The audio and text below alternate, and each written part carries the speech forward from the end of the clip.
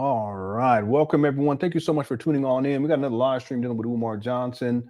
Today, we're going to be focusing specifically on Umar Johnson's walkthrough video. Okay, we've been dealing with the paint days. We also just did a video for members only dealing with Umar and speaking on the issue of sexism. Not Umar speaking on it, but the fact that he's a sexist, the objectification of women, and he does it all the time.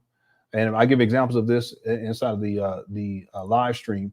And also, he's a misogynist. I give examples of that too.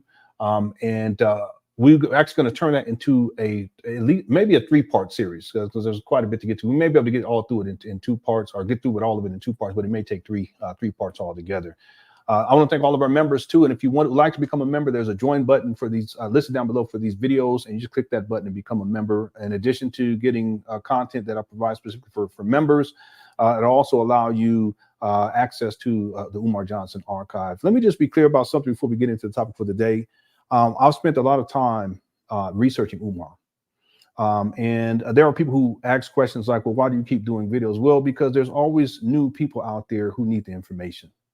And in real time, the fascinating thing is that oftentimes people learn about individuals like Polite or Jay Morrison or Zaza Ali or Nature Boy. They'll learn about it learn about them late in the game. Or they may learn about these people early on in the game, but then they don't know much about them moving forward. And you know, when you get to the point where it becomes apparent that they're no more than fraudsters, scammers, and criminal-minded individuals who are preying upon Black people, mainly targeting Black people. Well, the thing that's unique about Umar is that all of this is happening in real time, and it could be pinpointed around FDMG, more specifically the idea of opening up a school for Black boys and the millions of dollars that Umar Johnson has collected up to this point, and there's still no school. In fact, he recently changed the grand opening date to August of 2025. It's supposed to be open in September 3rd of 2024, but then he also said it was going to open in 2023, 2022, 2021, 2020, 2019. 2018, 2017, 16, 15, 14, and all the way back to 2013. He said it was going to open in 2013. He said that in 2010.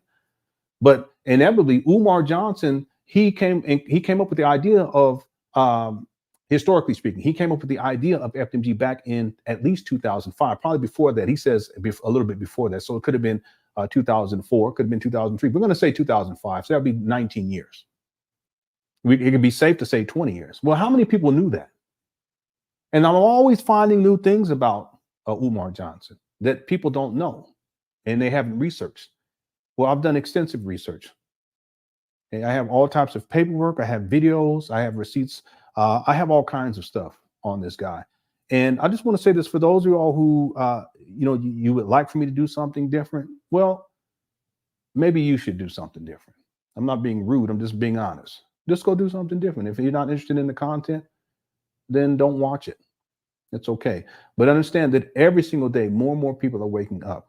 And those are the people who would like to learn the information. They would like to see the receipts. They would like to be able to figure things out when it comes to this long con, FDMG, 19 years and counting.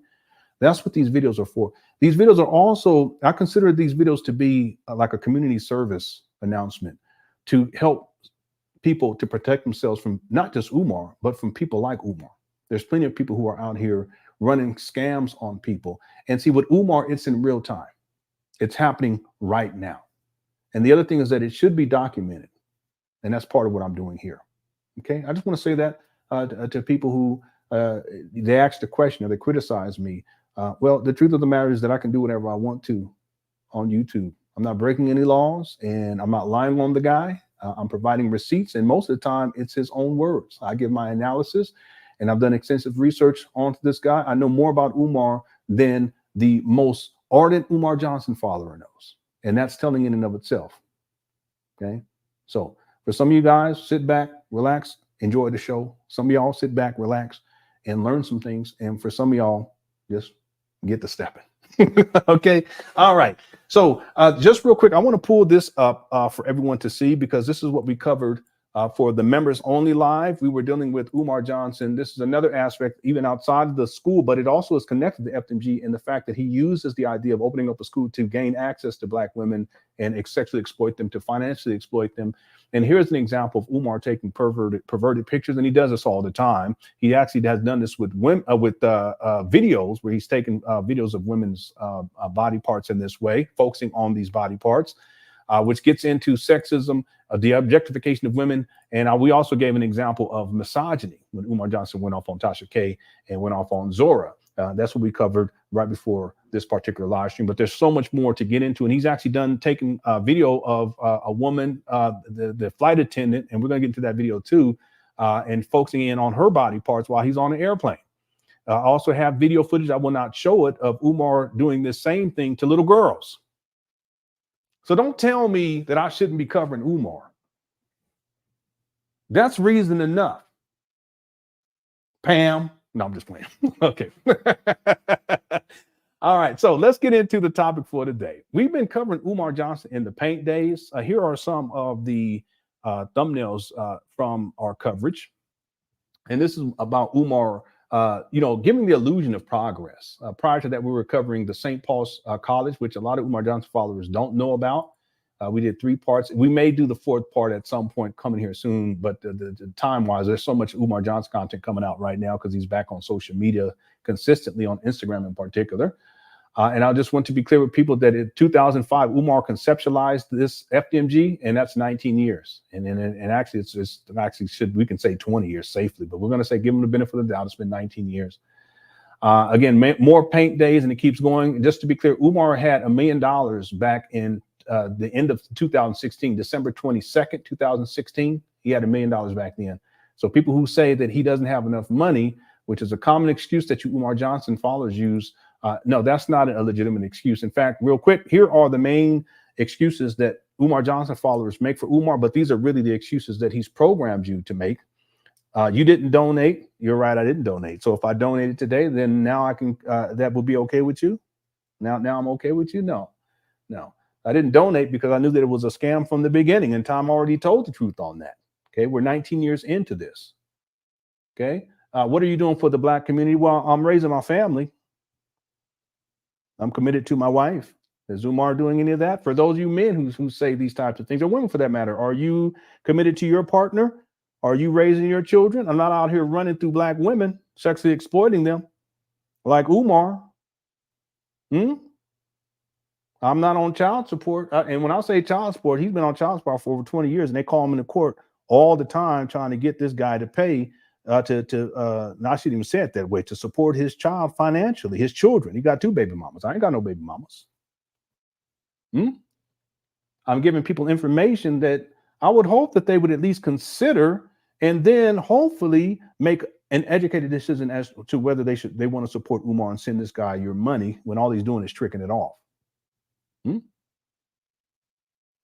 I'm gonna tell y'all something. This need for this so-called internet-based Black community, it's a fiction. Start inside your home. Okay. And by no means am I perfect. I've struggled, but I can't use it as an excuse either. Over the years, I've gotten things together more and more and more. I still got a long way to go, but I've always been there. Umar's never been there for his kids, and he cannot commit to a Black woman. He want to tell you that you can't date outside the race and snow bunny and a bunny hop and all this stuff. But what does he do? He sexually exploits as many Black women as he possibly can. Which is worse, then, if you want to put it in these terms of Umar? What's worse? Someone who, quote unquote, is in an interracial relationship. I'm putting that in quotation because race is a construct. It's not a scientific fact. But we're not going to get into that right now. Anthropologists will tell you that. Scientists will tell you that. But we're not going to get into that right now. But what is worse, based on Umar's rhetoric, for a Black man to date outside his race, or for a Black man to not commit to Black women and to commit to Black women and instead sexually exploit them and crush their cookies? What does more damage? He ain't nothing but a baby mama crater. This again, this is all factual. I can pull up the receipts and show you his docket for child support. In fact, it's so long that the website truncates it. But I have all of the screenshots going on with this guy's been on child support. And I'll say, listen, people on child support, I get it, and they pay it. This guy said he paid child support in bulk. What kind of man? I can pull up the receipt right now. You, Umar Johnson, don't know about that, do you? I don't mean to be going off on y'all today, but I love y'all. Okay, I just want y'all to get it. You see? I can pull up the receipt. He says he pays child support in bulk, so he lets it accumulate. And then at some point, when the court calls him in, then he goes and pay it. When he has to go overseas, he'll go on and go pay it so that he can get because he gets his driver's license revoked. I'm sure they pulled his passport at some point because I'm not saying once a year or twice a year or 5 times a year. This guy be in court 10, 12, 16 times a year. What are you doing for the black community? Come on now, cut it out. And that's the biggest problem anyway, but we ain't gonna get into that right now. All right, where's your school? Well, I didn't collect millions of dollars to open up a school, and I never said I was gonna open up a school. I can ask the question, where's your school? How about that? Let's be clear about something, that if I raised $2.7 million, I would have had something going by now, 19 years. Come on now. And of course, name calling. You know, someone said I was a CIA agent. Well, if I was, I'd be making a whole lot of money. I'll tell you that right now. That'd be nice. Okay. But that's name calling. You a coon, that's name calling. You know, there's all kind of stuff. Y'all can come up with a whole list out of Quick Crush Chat of all the stuff that Umar Johnson, but you're just repeating what Umar Johnson says. That's not intellectual. Okay. And of course, deflecting. Instead of focusing on Umar, you want to focus on other things, diversionary excuses. This is what Umar Johnson does. Instead of him holding himself accountable and saying, listen, I'm failing at this, it's really fraud. He'll say, well, he comes up with excuses. You know, the white man, it's the Cookie Crush Chat, you know, it's LenonHonor. He comes with all types of excuses. Well, that's the deflecting. You know, it's just what Umar Johnson does. Umar Johnson fathers tend to do the same thing. This show's not about you. I'm just saying this because when you guys send me these messages, this is something that you guys need to understand. I figured I'll do it early on before you guys come off the live. Okay. Just consider these things. That's all I'm saying. Number 6, you are just trying to tear another black man down. This is very common. This is something Umar Johnson, he stated many times. But the truth is, if you listen to Umar Johnson's rhetoric, mostly what he talks about is tearing black men down, more specifically successful black men. That's all he does. Go and look at Umar. And I have a whole list of the people that black men that Umar Johnson has attacked over the years. And this is not an exhaustive list. We can add many, many more names to this. In fact, we're going to do a show at some point where we're just going to specifically talk about Umar Johnson, King Kong Master Hater. Let me just read some of these names. LeBron James, LeBron son, Bronny, Roland Martin, Jalen Rose, Tariq Nasheed, Kobe Bryant, Shaquille O'Neal, Martin. He's called many of these people coons. Martin Luther King, Ben Crump, Dr. Clay, Mukasa Africa, Lord Jamar, and his father-in-law, Q Butter. I'd put better. It should be Butter. Well, Q Butter's definitely doing better than Umar as far as providing some services for these kids. We'll go back through this list at some point. We'll add to it. Boyce Watkins, Tyler. And again, Boyce Watkins, I'm not defending any of these people. Boyce Watkins is not my cup of tea. Now, he's treated a lot of these black women out here and exploiting them and stealing their stuff. You know, like Michi X, he took her domain name, URL. Okay, so I'm not defending him. I'm just pointing this out. Tyler Perry, Jay-Z, President Barack Obama, Don Lemon, Cornel West, Young Farrell, Byron Allen, Charles Barkley, Stephen A. Smith. I've talked about Stephen A. Smith. He deserves the criticism because all he do is talk bad about black athletes, just like all Umar Johnson do is talk bad about black men who are more successful than he is. Kendrick Perkins, Shannon Sharp, and I can't stand Kendrick Perkins either. That's besides the point. Shannon Sharp, Stedman, that's Oprah's supposed husband. That was just a stage show anyway. DJ MVP, Diddy, Lee Daniels, Dr. Dyson, Jesse Jackson, Harry Belafonte, and many, many more. Okay. All right. There's so many more. Okay. Here's some more of them right here. Anyway, real quick. Black people spend money on alcohol, weave, expensive shoes, etc. That's called a false equivalency, because when a black person spends money for alcohol, they get alcohol. When they spend money for weave, they get weave. When they spend money for expensive shoes, they get expensive shoes, etc. When you send money to Umar to open up their school, you get nothing. Zero. Nada. Okay? Nada, amigo. Nada, amigo. Nada, amiga. Nada, amiga. Okay, you get nothing. So it's a false equivalency. Number 8, Umar doesn't have enough money to build a school. Well, you don't know how much money Umar Johnson has. You don't know how much he's raised. I can give you an educated estimate that is more likely. It's $2.6 to $2.7 million at least. If he had $1 million back in 2000, what did I say? 2016, the end of 2016. And at that point, he had only been collecting money for what? 2 years, 2.5 years. Well, how much has he collected over the last decade? Okay, we can safely say $2.6, $2.7 million. All right. So he says right here, he says, Dr. Popper really likes his Baltimore school. It's in good condition, stage, gym. He didn't even go inside the school either. Kitchen, daycare area, office space, large parking lot, plenty of classrooms, but they want 1.9. We will be able to do about 1 million shortly. This was consistent with what he said when he talked about what he had raised on PayPal, which I believe was 125,000. Correct me if I'm wrong. And then he on GoFundMe, he was over 400,000. So that's 525,000 right there. And then he says he collects more offline than online. Well, they would have to be over 525,000 offline. Okay, well then that puts him at 1,050,000 right there, in and around 2017, the beginning of 2017. See, Umar Johnson followers, you can't tell me how much money Umar, because he doesn't even update you, because it's a scam. He just wants to get money and get that money, and he needs some more and some more and some more and some more. Okay, we're almost done. Just want to lay this out before we keep going here.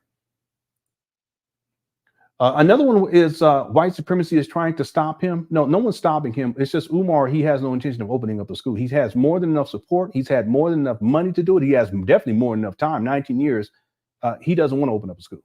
And see, I'm going to tell you all something right now, and I'm going to correct myself in a future video. Anytime I'm incorrect or I give incorrect information, either because I have the wrong information or let's say my research is wrong, and there's been plenty of times, hit the one, and I come back and I'll issue a retraction, I apologize, and then we keep it moving. For instance, I used to say that Umar Johnson has been running this school scam for 14 years. That's incorrect. It's 19. Well, there's other things that I've stated. Hit the one, and I correct myself. That's what we're supposed to do. I'm a researcher. Okay, I'm not like a scholar. I'm not like Umar says I'm the most requested scholar and all that kind of. That's not what I'm talking about. I know how to get receipts. I know how to compile stuff. I know how to timeline, and my memory works to where I can. Like yesterday, Umar said something in the video talking about he needed a massage from a couple of days ago, and then my mind says, "Wait a minute, he said that before." And we went and I found the video, pulled it up. He's inside the gym. And he said he needed a massage. That was what, back in 2019, 2020.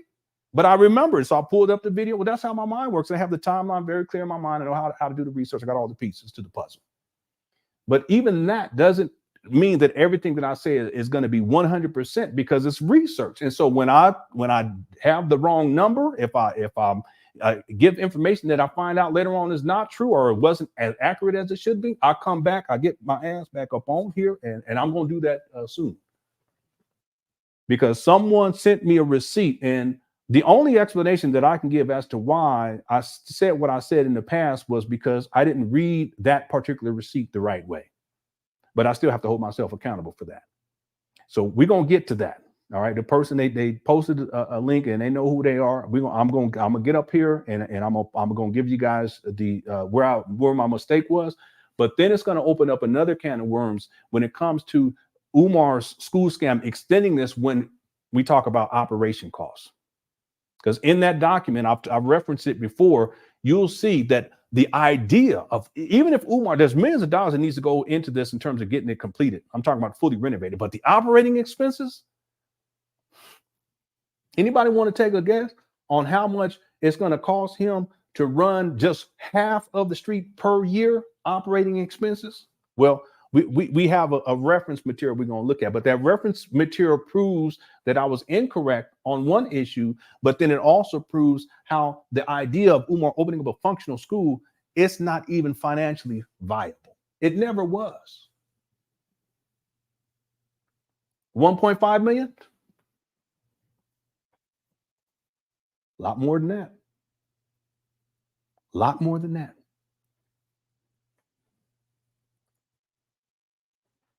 Yeah. In and around in here. And we're going to look at it. We got to adjust for inflation, and we can use the Moyer Academy, the new J Moyer Academy, their operating budget. and then we can adjust for inflation just to get a ballpark figure. We have to split that figure in half because Umar's only dealing with half of the street. But then we have to add, there's add-ons. See, because JMOR Academy, they weren't talking about we're going to do trips to Africa 2 or 3 times a year, and we're going to take them out to the wilderness for a week, and we're going to have Africa, we're going to have a school in Africa too, and all this kind of stuff. You got it. I don't mean to laugh, but it is what it is. Okay. All right, yeah, we gonna get. It's not sustainable. It's not even possible to get started. There's no way. Even though he's saying, see, the Moyer Academy, it was free. People could, but Umar want to charge $500. But to see, he's gonna have to have 1,000 kids to. We'll do the math. Okay, we're gonna get to the math. That'd be a different episode. But the main point I'm saying here is that I've always been fair, and whenever I've stated something that wasn't true, and then I find out that I misquoted or misstated something or didn't understand something properly, I'll come back and I apologize. I issue a retraction and we keep it moving. Okay. And I'm fine with being corrected. I'm fine with being corrected. All right. So we'll get to that at some point too, coming up here shortly. So, all right, let's get into the last one. The last excuse is it takes time to build a school. It does not take 19 years. It doesn't take it. No, it doesn't take 19 years. You guys, if you want to just round it up 20 years, you go back 20 years ago and you say, okay, 20 years ago, where was I in life? And then 20 years later, it takes that long to not even open up a school. I can't say to open up one because it's still not open, not even close. All right. So you can't use that excuse either. Okay. So that's just for you, Umar Johnson folks. Some things to think about. Listen, you can criticize me for doing Umar Johnson videos, but it doesn't change the facts. Okay, you can try to dissuade me from doing Umar Johnson. And there's plenty of people that have done that. I've been through the ringer with all of that over the years. I had to pull everything I could, dealing with my family, because people were going after my family members, going after my kids, all this all kinds of stuff. I have to deal with stuff online and offline. Just understand that at the end of the day, the facts are the facts and the truth is the truth. Okay, and like I've said before, there's people who've lied on Umar. I was talking about this for the members live stream. And I've defended Umar. I don't believe it. I think it's wrong. And it's totally unnecessary. There's no need to do that. Stick to the facts. Well, guess what? People lied on me too. And if I didn't like it, didn't appreciate it. Okay, well, what am I going to just say? Okay, it's okay to lie on Umar? No, it doesn't go that way.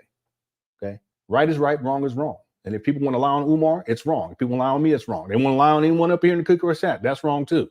Any of you viewers, it's wrong. Okay. So I'm not a defender of Umar, but I do tell the truth, and nothing that anyone can say or try to dissuade me or lie, all that kind of stuff. It's not going to take away from the truth. It just doesn't work that way. All right. Now, what I want to do today, we're going to be getting into the Umar Johnson. He calls it a walkthrough,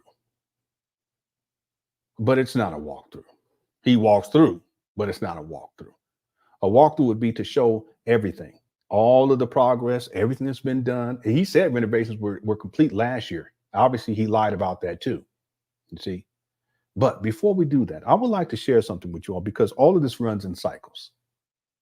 And in my mind, the way that my mind works is when Umar says something, I can refer to him saying that before because I say, I remember him saying that, or he does something. I say, I remember he done that before. The same thing with the paint days. Okay, I think we came up with the figure of he's done 8 paint days already. It's the same stuff each and every time. Well, has anyone thought to go back to 2019 in and around July? We're going to go to July 1st of 2019. This is 5 years ago. And we're going to watch this video. I'll limit my commentary and you'll see that nothing has really changed except for the fact that he's continued to collect money from donors, and he's collected over $2.7 million at this point. Okay. We're going to start there. And we'll play it. It's a 7-minute, almost an 8-minute video. We'll get to that rather quickly, and then we'll get to the video for the day, and we'll have a relatively shorter live stream. Okay. I want to thank everyone who signed up to become members. We had 5 people sign up to become members. Thank you so much. I appreciate it. Chon Mon Lon and Wheezy Jefferson in max capacity. C and raw baby raw, something to that effect. Thank you so much. Lewis Luck says you get something when you donate to Umar. You get to paint and dodge the yeah, that's what you get for donating. You haven't gotten to school, but in order to paint for the paint days, you have to be a donor. Okay, that's what you call straight pimping. The audacity that this guy has to just, he's reduced you guys to nothing more than loose change and raw cash, to where he, in his mind, he said, you know what? You can't even, no, you got to send me my money first. Get on that track, send me my money, and then you get to paint. And there's still no school. Well, that's pimp game. That's all you can say. I don't mean to say it that way, Lewis, but that's what that is. All right. All right. Thank you, Lewis. I appreciate it. All right, here we go. Let me pull this up right here. And let me know if you guys can hear the audio. Okay. Again, this is from July 1st, 2019. Today is July 3rd, 2024. Okay. 5 years later. Here we go.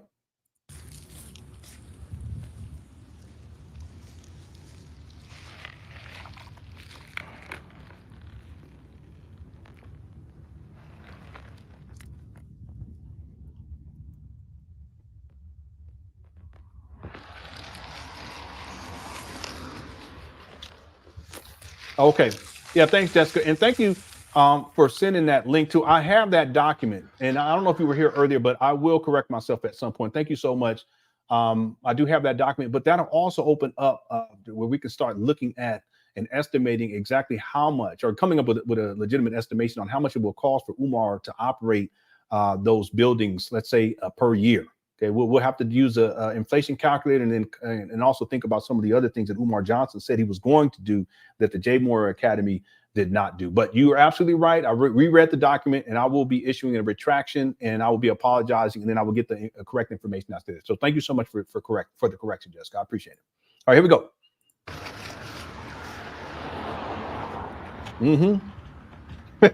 Yeah, Kel. That's what you doing. Yeah.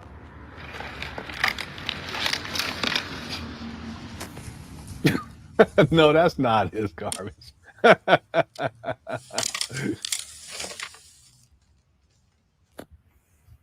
Peace and love, Black family. It's the Prince. Here you go. King Kong consciousness.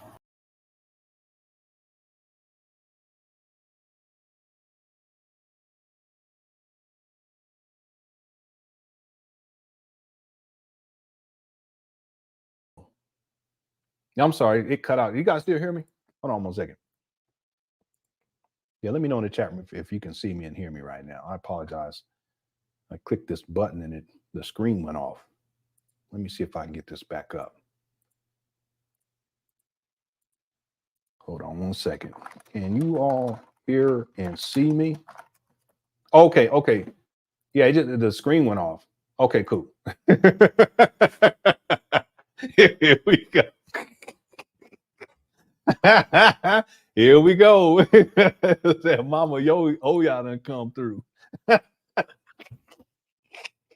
You guys ain't gonna ever let that go, are you? Or you ain't gonna never let that go. What's up, Chris and Derek and Reese and Black Mario? Y'all crazy. How's it going, Renee Kofi? Sigma's in the building as well. Okay. Let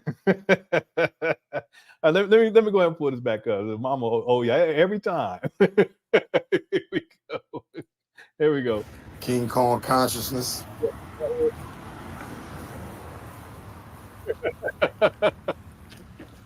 Don't do that. All right, here we go. Doing a little bit of cleanup. You feel me?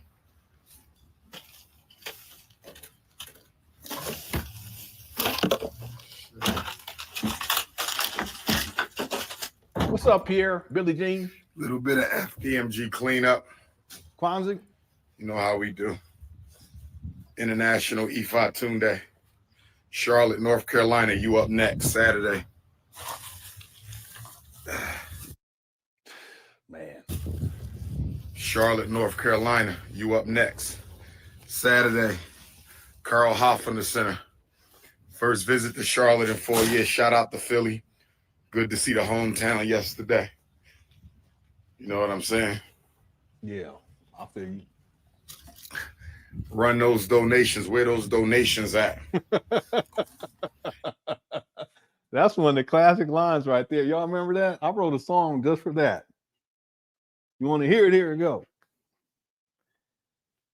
Run them donations, baby. I'm sorry, I got to put this thing in. Run them donations, baby. Run them donations, baby. Get on your Cash App, don't be lazy. These hot cookies got me going crazy. Run them donations, baby. For good, yes. For good, yeah. For good.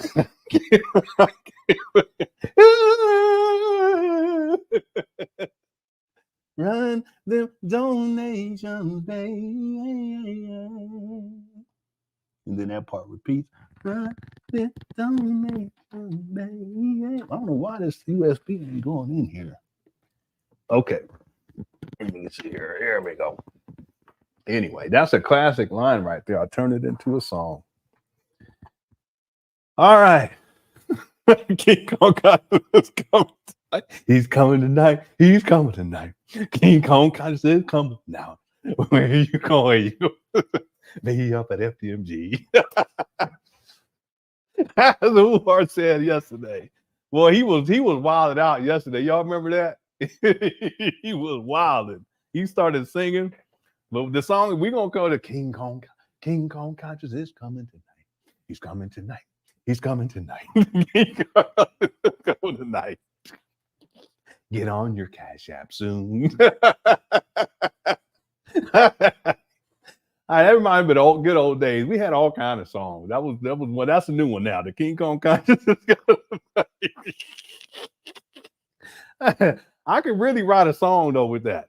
I could. All right. Thanks for the super chat. We acted up today. Okay, let's focus. We need to stay focused, family. Yeah, he kept saying Papa over and over again. He was tripping. Okay, let's get back to it. Again, thanks for the super chat, and thanks to Lewis Luck. All right, here we go. And now I can't get that out of my head. Get on your Cash App now. All right, here we go. Here we go. You know what I'm saying? Run those donations. Where those donations at? Cash.me/$ school. Run them donations. Cash.me/$ school. It's a movement. Yeah, he was. It's a he movement. was real important. Yes. Yesterday, Umar, he was wild. Now, if y'all haven't seen the live stream from yesterday, it got a lot of views quick too, real quick. But he was tripping so bad, and what he was saying, and he was forceful with it. What's up, Jonathan? Thanks for tuning on in. We already got 600 people in the building. Y'all hit the like button. Let's try to see if we can get those likes up for this live stream. We did good yesterday, but I had to ask for them towards the end. Maybe we can get some of them in earlier on, then I'll feel more confident as we continue with this saga. Okay. All right. Thank you, Sigmund, for the super chat. Okay, here we go.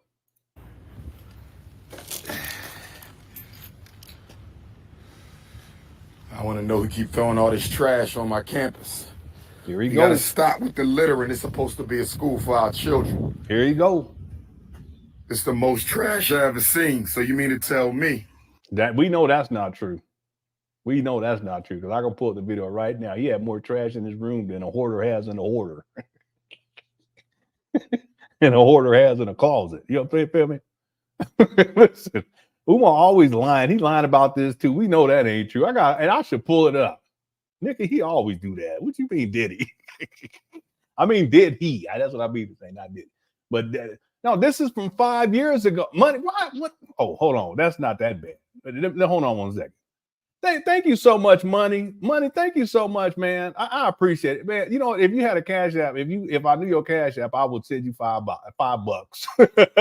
Okay, thank you for changing that.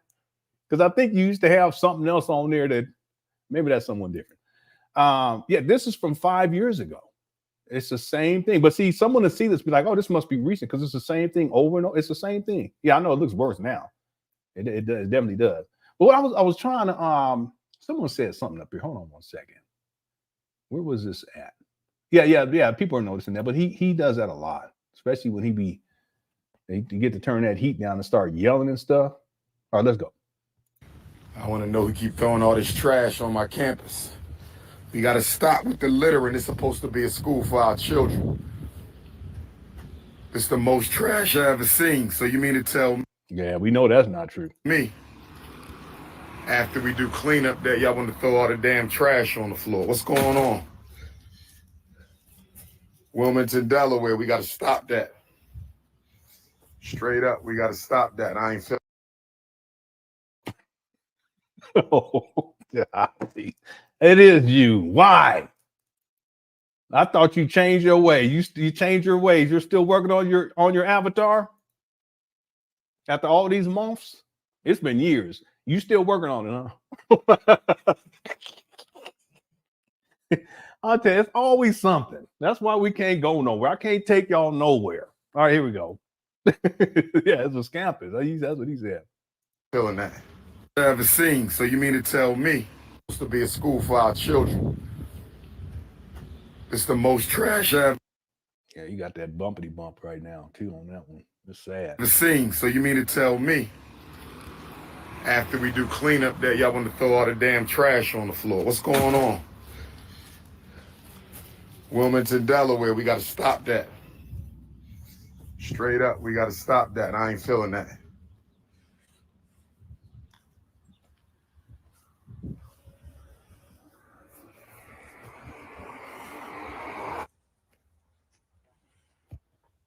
I want to give us.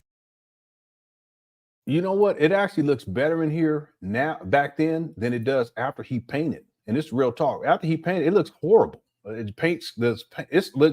We saw. It's just.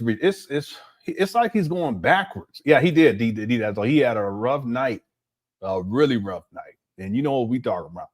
You know what I'm talking about. He still does this, not as much as he used to. I was telling this to members. You guys remember he used to be up there, relatively speaking. He would be up there a lot. Over the last year, he hadn't done a walkthrough in like 6 months.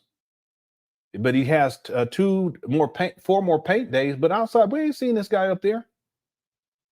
But see, back then he was up there a lot, and you could tell some days he'd be up there and he's in his right mind. Other days you can tell he had a rough night.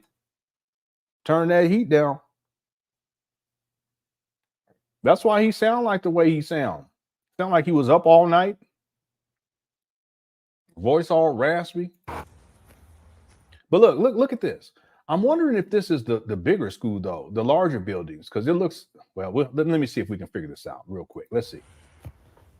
I want to give a special thank you.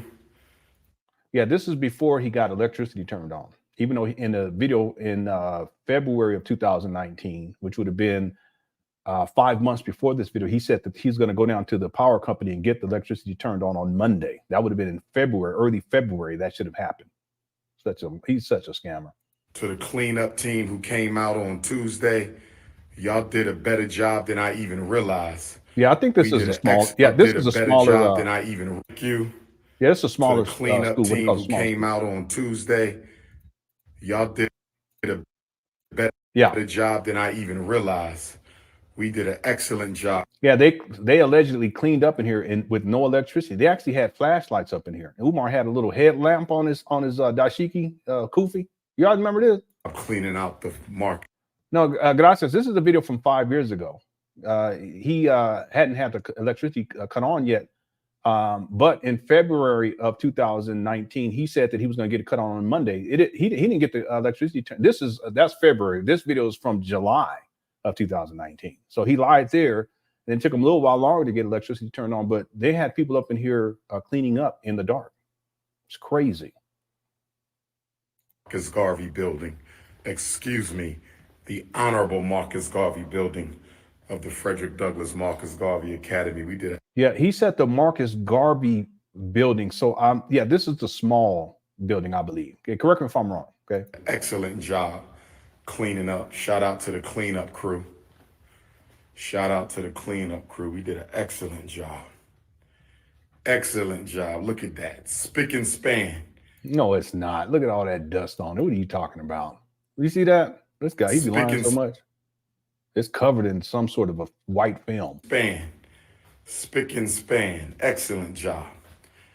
Excellent job. Anybody remember this? Hit the one. Excellent job. I remember all Revolution this is coming.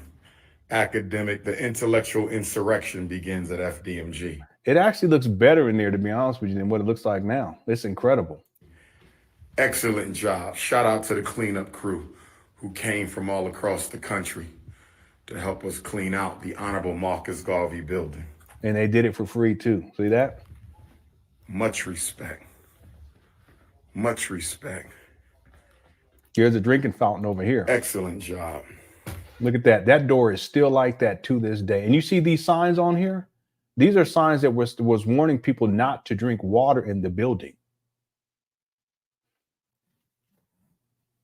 It's crazy. So crazy. But you see that door busted? It's still busted to this day. He said renovations are done. 5 years later, it's still busted up. You guys remember this? This goes into the bathroom. I remember all this. Excellent job. Look at that. This is why I tell people the timeline is so important, and that's why it's important to stay on top of this. I know I take my breaks and everything, but if you guys really get with the timeline, you realize that ain't nothing really changed. Ain't nothing really changed. He's saying that this is all cleaned up. Look, well, he says the same types of things these days. I think he has faucets in here now, so that's good. Let's give him credit for that. Excellent job. These faucets were torn out. Okay, the drug addicts came through and they stripped a lot of stuff out of here. You see that sign up there? That's the water. That's a sign to warn people. How's it going, guys? Little Princess? Warn people about the water. It's a water quality issue. Yes, indeed.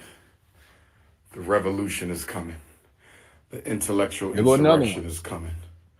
Excellent job. Okay, and let's give him credit. He did get the drywall repaired, and he put new toilets in here. So let's give him credit. I remember he had a guy come through and do it.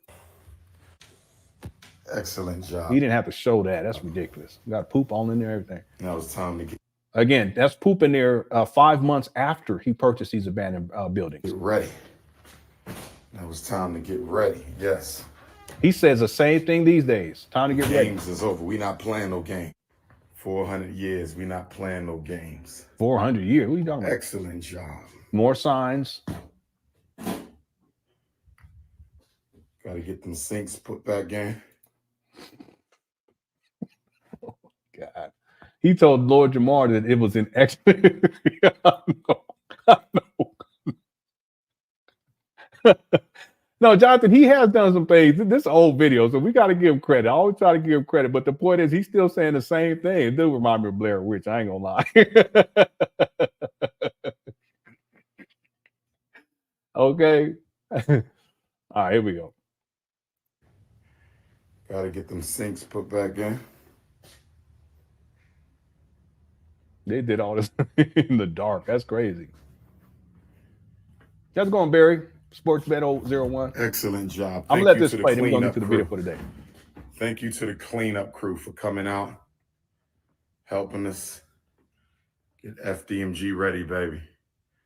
Thank you to the cleanup crew. This is the Honorable Marcus Garvey building. This is where the historic Frederick Douglass Marcus Garvey Academy will begin. We not playing with y'all.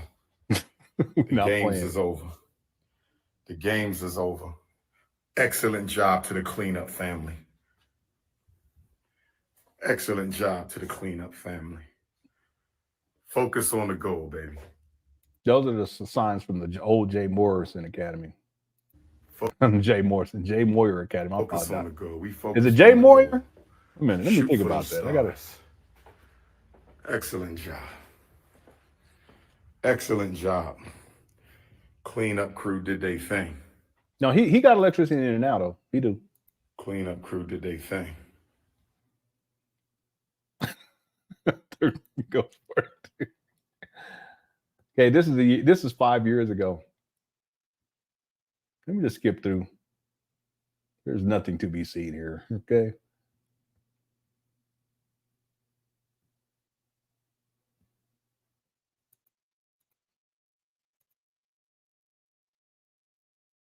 He told Lord Jamar that it was in state-of-the-art good condition. This is after they cleaned up, but it actually looks better to me. Maybe it's because it's in the dark, though. It looks better to me now than after he painted. That painted makes it, when he painted, it makes it look horrible. Yeah, I'm pretty sure this is a small building. I know how the exit is, and I know where that water fountain is. The larger building, from what I remember, had like when you walk through the front door, there was a let's see what he says. Oh, okay. There was a Moyer Academy carpet down on the ground. It wasn't like a full carpet covering everything, but I don't know what they would call that. It's like a doormat, but for the inside. So but he hasn't shown that building in over 5 years. That's one thing I got to correct myself on, and I want to do a video where I specifically, I can tell you all that there is no cafeteria facility in the small building. Okay, but there is one, or at least there was one, because I highly doubt that all that equipment is still in there since the drug addict came through. But there was one in the larger building. Okay, so when it comes, and I'll address this, and we'll pull up the paperwork and everything because it opens up another can of worms. But for all intents and purposes, when it comes to Umar Johnson opening up that side of the street, there are no cafeteria facilities. Okay, I don't even know how he plans on mitigating that particular issue, because it's not like he can. First, he would have. Well, no, there's no way. You can't open up half of the side of the street and somehow get that all to pass inspection. And then he hasn't done any work on the other side of the street. He hasn't even shown it in about 5 years. There's no way to be able to use the cafeteria area. I don't even know if you want to call it that. All that stuff would be gone. And that stuff is expensive too. See, because he would have to furnish all, we'll get to this in another video, but he would have to furnish all that.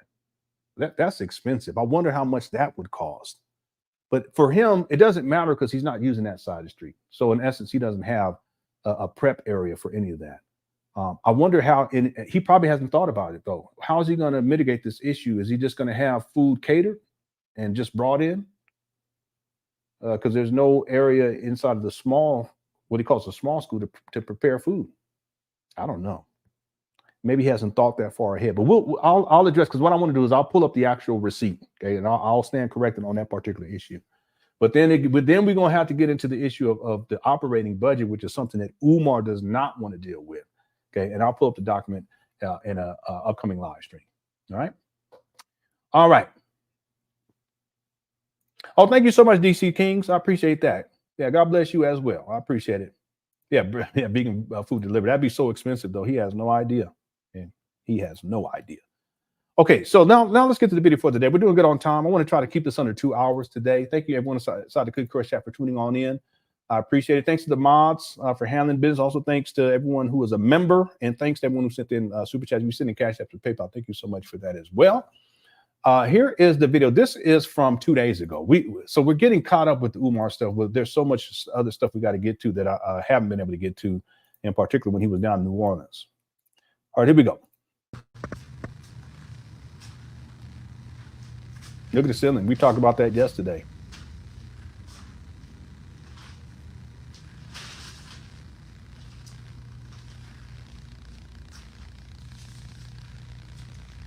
This was his walkthrough.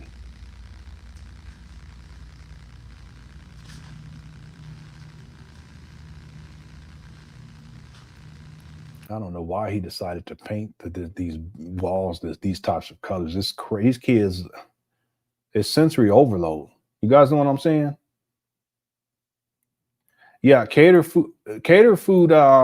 It'd be super expensive, but I don't think he's thought that far ahead. See, I don't think he has. And if you ask him about an operating budget, he's not going to be able to give you one. He has no idea. We're talking millions of dollars to operation per year, but he needs millions of dollars to get these just one side of the street renovated. It's going to be millions of dollars. Now, if he didn't trick off all that money, he would be a lot further along in this, but he would still need more money simply because these trap banners in such horrible condition when he purchased them. Okay, he really put himself in a bad situation. I told people a long time ago that the worst thing he ever did was purchase these particular buildings.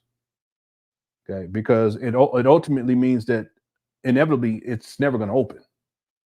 On the other hand, when it comes to extending the scam, and he has been able to do that now for 5.5 more years, well, then it worked perfectly in those regards. He doesn't get the same type of support that he got that he's received in the past, but it still fulfills the need for him to get money.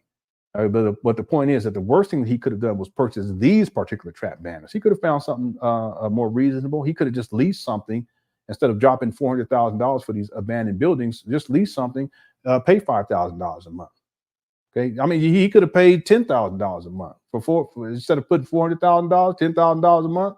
Okay, that'll get you what, 3.5 years, almost somewhere around there. Well, just start with that. All right. Yeah. But the other thing is that they're doing gentrification up there. He may just be holding on to it long enough to sell, and then he moves on to the next. That may be possible too. Let's go. Yeah, if y'all can hit the like button, I appreciate it.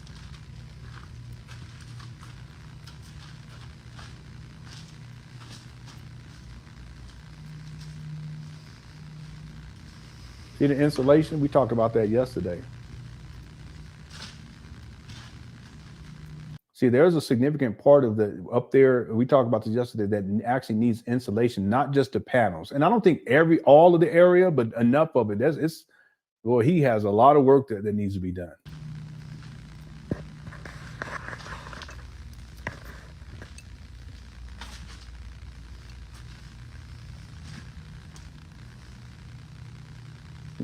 Wires hanging out. He said renovations are done. This is a walkthrough. He ain't even saying nothing.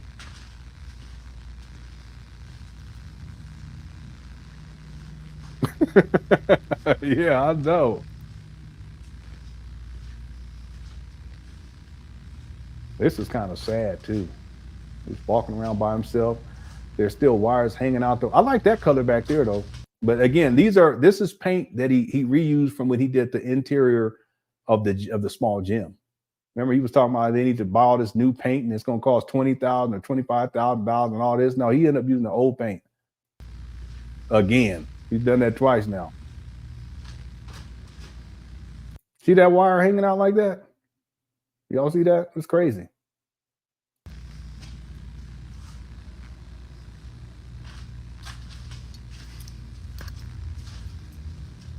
Man, he ain't got no shame. I can't believe he up in here like this.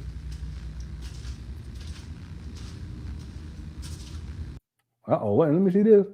Lenon, I was on TikTok and came across a video of a large SWAT team kicking in someone's door in Wilmington, middle of the day. And this is where Umar, kids want kids to be. You can, Mariposa and everyone else, you can go online and you can type in Wilmington, Delaware hood. I don't want to say drive-bys, but that's what we used to, hood ride-alongs or something to that effect. There are people who actually, that's what they do. Their YouTube page is they go to different hoods. And one of the places they go to is Wilmington, Delaware. And just go watch. There's times where they're driving around and you can see a sign, you can see a street address, and you see a cross street because they'll turn or whatever. And I'll go and I'll look on the map and it's near FDMG. I'm tempted to pull one up right now. It's not. And see, parents gonna send their kids up over there, crime infested, drug infested, and they're gonna pay $500 a month.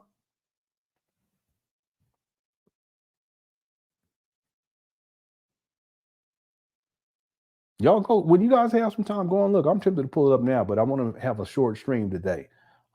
Information man, we have him. We plan on having him on tomorrow. Okay, and information man, if you're still here, I didn't get the email, so if you can send it again, that way I can set up the show after this show and I can promote it. And I'll have him on. He's a former supporter of Umar, and I would like to interview some more former supporters of Umar. I'd like to also. I've been thinking about it, interviewing Umar Johnson supporters, but that's a touchy thing. That is. I just thought about it. But yeah, that whole area, it's the year prior to Umar purchasing those abandoned buildings, it was ranked. I keep forgetting. I think it's 7th in the nation, maybe 6th, 7th in the nation for violent crime. They call it Murder Capital USA. No, they call it Murder Town USA. People that live out there know what I'm talking about. And so, yeah, I'm not surprised by that at all. I'm not surprised by that. You watched? Yeah, I watch him every once in a while, but I specifically watched him when I was researching for the documentary Part 2. And you guys be amazed. And I mean, there's bad places everywhere, but the idea that he chose there out of all places is just crazy. There's plenty of other schools that he could have picked up. But like I said, what he should have done is he should have just leased a building. Or it didn't even have to be a building. It could be a storefront, first floor, second floor, just first floor, and just start there. Start small, proof of concept. People would have sent crazy amounts of money and they would have seen. But see, Umar is not trying to start anything. He just wants to keep this going on indefinitely. Okay, it's been 19 years now. Thanks, Mariposa, for the super chat. You see, I started talking to the Mariposa instead of saying Mariposa. I say Mariposa and then start sounding like a. Okay. Thanks again. And then, yeah, I thought he said several occasions last year that the renovations were complete. Yeah. Does it look like it's complete to y'all? Y'all let me know in the chat room. If it looks complete, like it's complete, hit the 1. If it don't look like it's complete, hit the 2. Again, he's such a liar. He lies so much, it's just crazy.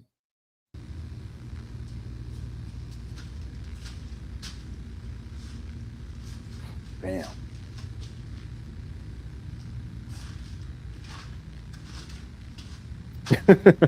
Looks good. Yeah, I know. Yeah.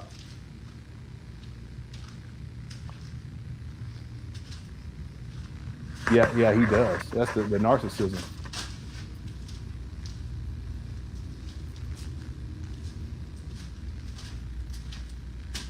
I like that brown back there. I like that color. That's decent. But the fact that it's all different types of colors all over the place, that's crazy. These poor kids. Yeah, ain't not complete. What's up, Jonathan? What's up, Dr. Quarvis? 4 years. He ain't even saying that. There's supposed to be a walkthrough. He should be talking. Is that it? Oh, he turned the lights off. That's what he's doing. Dang, this is kind of sad. I feel bad for him. Oh, okay.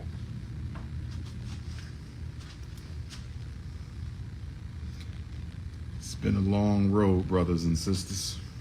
Here you go. It's been a very long road.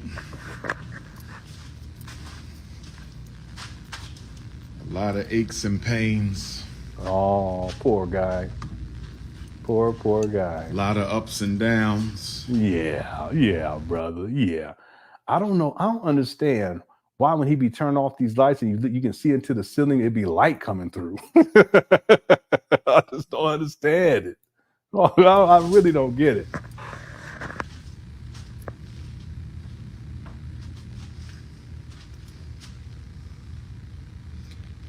It's been a long road, brothers and sisters. Yeah, 78 vet. It's been a very long road. His family. You got it. I don't know. A lot of aches and pains. See that? You guys see that back there? I just don't understand it. A lot of ups and downs. But we got to stay the course for the children. Oh, yeah, right. This guy for the children. It's been a long road, brothers and sisters. It's been a very long road. A lot of aches and pains. Yeah, there you go. I just the light. A lot of ups and downs. But we got to stay the course for the children. Man, come on now, man. This guy. This is not my school. It is our school. This is not my school. It is our school. There you go. He wants money. This is not my school. I like that color right there. I like that color right there. Yeah, Klingon, blood wine. I like that. I don't think children should, but I like that. Hit your Cash App, $. Hit the 1. Didn't I just tell you? Umar Johnson follows. This is why he does these types of things. He'll say it's about the children, but ain't not one child been educated in 19 years. 5.5 years 5 years and 4 months since he acquired these abandoned buildings. But I told people what he does is he gives I need some credit on this one. Good course, have y'all don't mind. What's up, Jimmy Marie? I need some, and Bridget.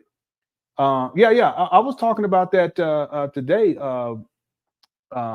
Thank you, Nikki. I need a little credit. That's all. Just if you guys don't mind. Yeah. But see, the thing is, I was talking about this today for members. I don't think you were there. Make sure you check out the member video. That's Umar's disposition. He has a flat affect anyway. It's just he has these personalities that he jumps into. I explained all this in segment. We were talking about this for the live stream for members.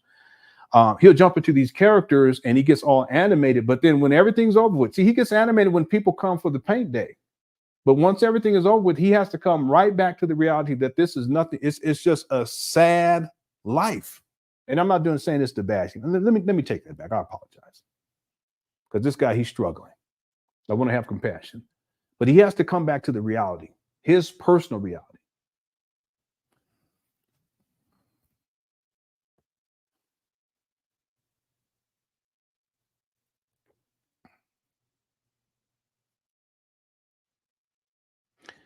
You guys know I've prayed for this guy.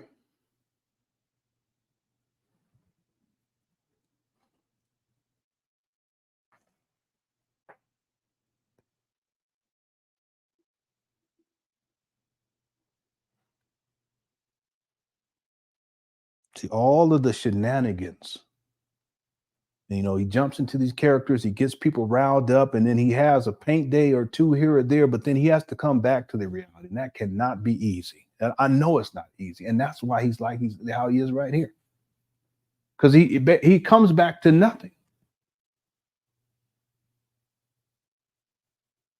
I don't mean to go here, but it's not like he has a wife to go home to or children that are going to greet him at the door.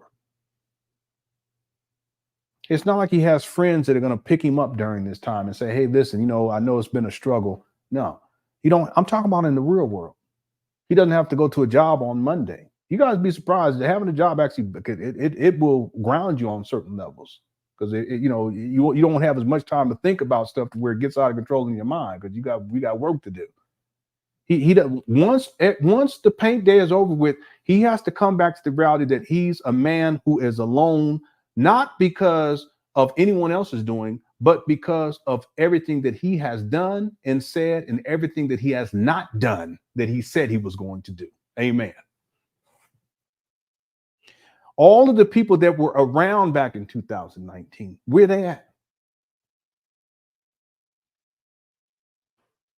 I can pull up a video right now. It's a similar thing where they still didn't have electricity on, and it was all these people. They were not marching, but shouting in the street, donate. Everybody's riled up. Where are those people at today? People say he ain't got enough. He hasn't had enough support. No, it's just that he's ran through people. He's used people. He's abused people. He don't see people as human beings. He sees them as resources. The narcissism. And at the end of the day, when everybody goes home, whoever the new crop happens to be, and it's less and less every single year. The paint day, the cleanup day, whatever it is. Even the block party, the first year, he did have a good turnout. Second year, not so much. So he just said, you know what, I ain't gonna have it again because he knew that it was less and less people going to show up, throwing money away, other people's money. But at the end of the day, he has to come back to himself and realize, listen, what does he have? What is he gonna do after this? He ain't got a woman to make him a meal. He ain't got kids at home. He got kids, but he's a deadbeat. Where you gonna go back to his mama closet?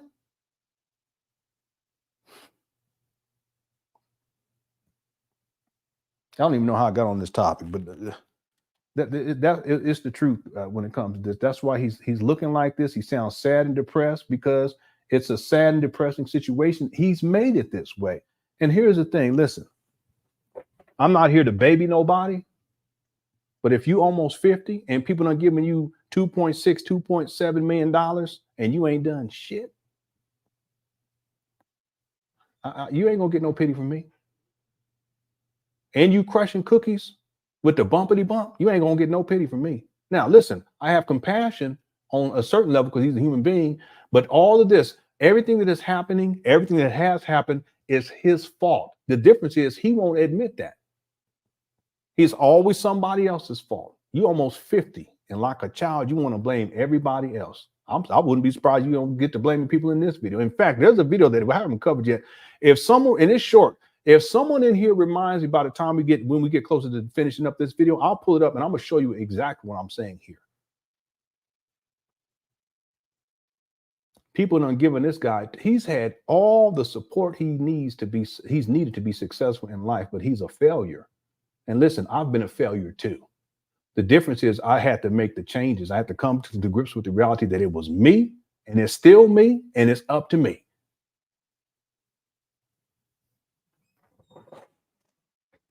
But I'm not going to be having no pity for some guy that done tricked off $2.6 million, 2.7. Well, he purchased abandoned property. So let's just say 1.5, 1.6. And he also bought some blueprints allegedly for $20,000 and an HVAC system for $50,000 and a smaller one. I don't even know where that one's at now. He put a fence up. They probably stripped that one out already. So he spent a little bit of money. He don't waste the money on back taxes dealing with this foolishness. But I would have to crunch the numbers. $1.5 million that's been tricked off over the last decade, which isn't a lot. It's $150,000 a year with his lifestyle. Gee.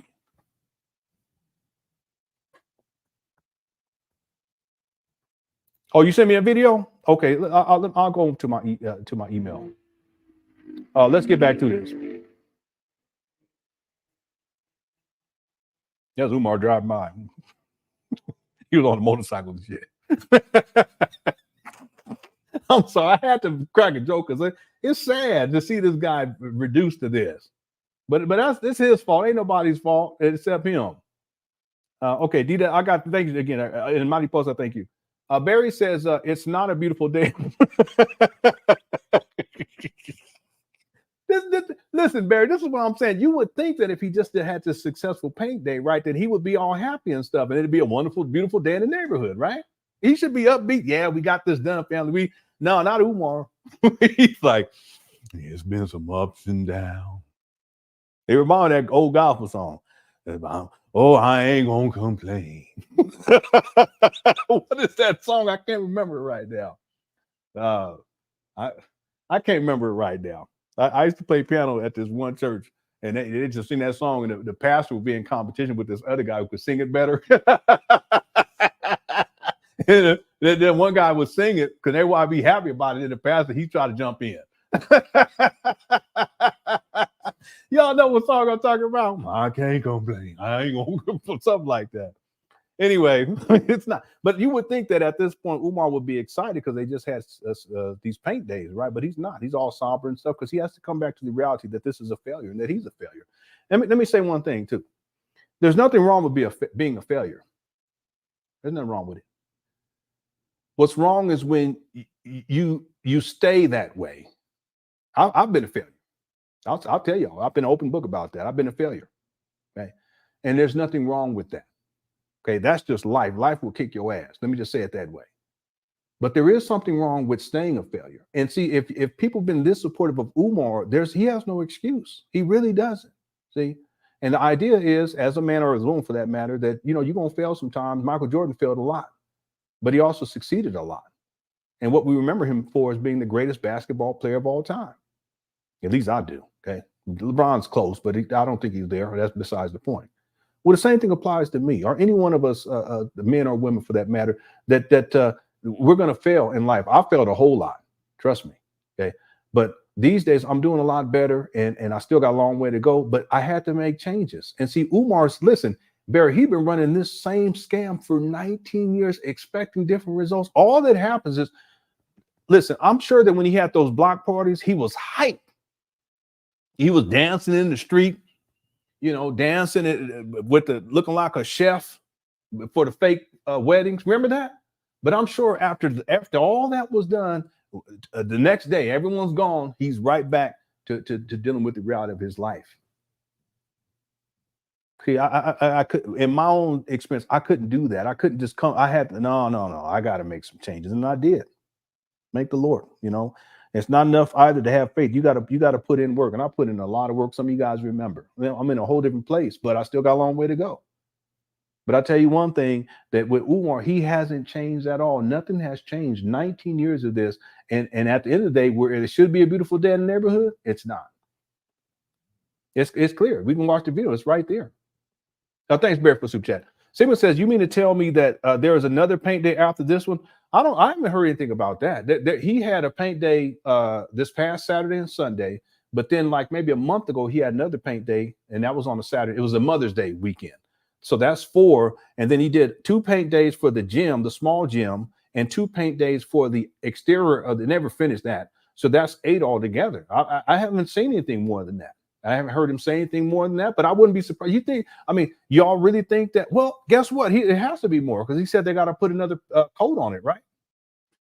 Boy, this guy, he going to be painting for the next 15 years. We'll see. I don't know. We're going to have to, maybe he'll mention it. And then also, Sigmund since that his personality is factored, he has several alters to defer to, all to cope with his dysfunctional life. Yeah, we were talking about that for the member videos. And let me just break it down real quick, and I may forget some of them, but one of them is Prince Ifatunde. That's the Yoruba, that's the African kind of guy, whatever that's supposed to mean, that's connected to Africa and, you know, that type of thing. And I'm going to build a school in Africa. Okay, that's Prince Ifatunde, because he's the prince of all of the Africa diaspora, that type of thing. Everything's over the top. Another one is Big Papa. Big Papa is called the Big Papa, Prince of Pan Africanism, but really Big Papa is his way of acknowledging you know, Big Papa. Who was Big Papa? Biggie Smalls. Okay, he used to listen to Biggie Smalls, and see Biggie Smalls, his whole thing was more of a you know, the ladies' man type of thing. Well, that's Big Papa, that's Umar, that's Big Papa. Okay, we start talking about crushing cookies. He talked about, you know, I remember one video he was sitting up there. He was like, "Yeah, well, we gonna be making love." I said, "What you talking about, man? You supposed to be talking about opening up a school." He talked to the women, talking, "Yeah, we will be making love." That's Big Papa. King Kong consciousness. That's the thug. That's the wannabe gangster. The SETI rant, right? That's him on the phone talking about, "I got this, and then the phone ring. Okay, Big Papa come out when not Big Papa.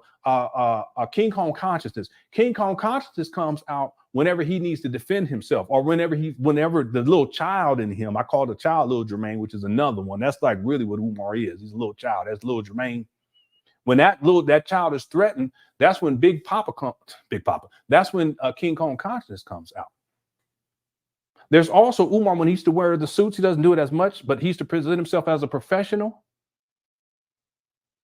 That's when he was the school psychologist, Umar Johnson. I don't know if he has a name associated with that. I can't think of one right now. He may, but just the idea of, you know, I'm a certified this and certified that, the professional. I'll put it that way. Okay, I don't think he has a name specifically, but that's the professional. He used to dress in suits. He tried to present himself. He bring out the DSM-5 or whatever it was. He don't do that kind of stuff anymore, right? He don't even dress up like he used to. That's why he have his hair cut nice and all this kind of stuff. Okay. So he has all these different personalities, different alter egos, but the core Umar is that little boy who's very fragile. He's broken. And that's who I call Little Jermaine. I can put the video in and give you an example of Little Jermaine. It's one of the most interesting and fascinating, but also tragic things that you will ever see. Because you realize that at the core, his core personality, that's it. All these other creations of his, see? And then what ends up happening is that after he has the paint day or the block party or whatever it is, after everyone goes home, he's right back into a somber state as a little broken child. That's Umar. I've studied this guy. I can give you examples of each one of these personalities. There's other ones too. I'll probably skip some. Okay, King Kong, the most requested scholar. That's another one. That's when he used to have the power. It wasn't, PowerPoint presentations and that type of thing. I think it was power. It was different because he was having it on slides, right? There's also one when he was in the Black conscious community. That's probably the Prince of Pan Africanism. But the Prince of Pan Africanism was also the quote unquote Afrocentrist / what does he call that? Pan African, the Pan African archetype. You know, you wear the dashikis and the kufis and all that kind of thing, right? You guys ever wonder, it was weird? Sometimes he'd be wearing some jeans and some Nikes and the dashiki on. That's because he's confused on that day. You don't know who he is on that day. You ever thought about that? This guy have on some Nike shoes and some beat up jeans and then on a dashiki and a do-rag on top of it. I said, oh, Lord. I'm serious. I have him on the do-rag. I said, really? And one time he took it off. He took it off like it was a wig and shit. He was looking all like this. I said, "Go ahead, girl." I'm sorry, I shouldn't do that. I'm goofing off. But I said, "Go ahead." He's like, "I got my waves. I'm trying to get waves." And I said, "All right, go and get your perm in." All right, thanks, Sigmund. But I can play videos of all the altars, each one of them. I've missed some, I'm sure, but those are the main ones that came to mind. All right. Okay. All right. Thanks for all super chats, everybody. Did I miss any? I know I missed some. Okay. All right.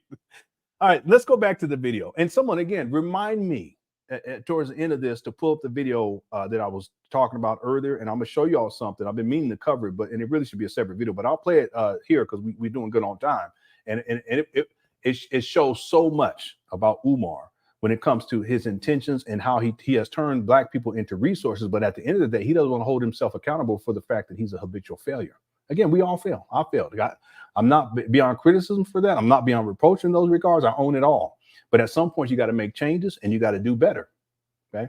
And this is the thing. I'm not even going to do that to him. As I said, I feel like I shouldn't have done that. And what I'm referring to, and I'm not doing it here, is when I say, listen, I have 5 kids and I had to do what I had to do to get things turned around. Umar, you don't even take care of your kids and you've got people sending you crazy money, millions of dollars. You have no excuse. But see, it's much more complicated for Umar because there's other factors that he's dealing with that I didn't have to deal with. Okay, especially when it comes with the turning the heat down, and he has these anger management issues. He got these different personalities. There's a lot it's not. I don't want to make a false equivalency with that, so I'm not going to do that anymore. All right, here we go. Sign FDMG school. What's up, T? CashApp, $FDMG. You want to play one? School. I can play one. Hit the one if y'all want me to. Let's do. I can pull up the little Jermaine because I find that one to be the most fascinating in my opinion. You guys want me to do it? I can pull up the little Jermaine right now. And you got to know what video I'm talking about. Excuse me. I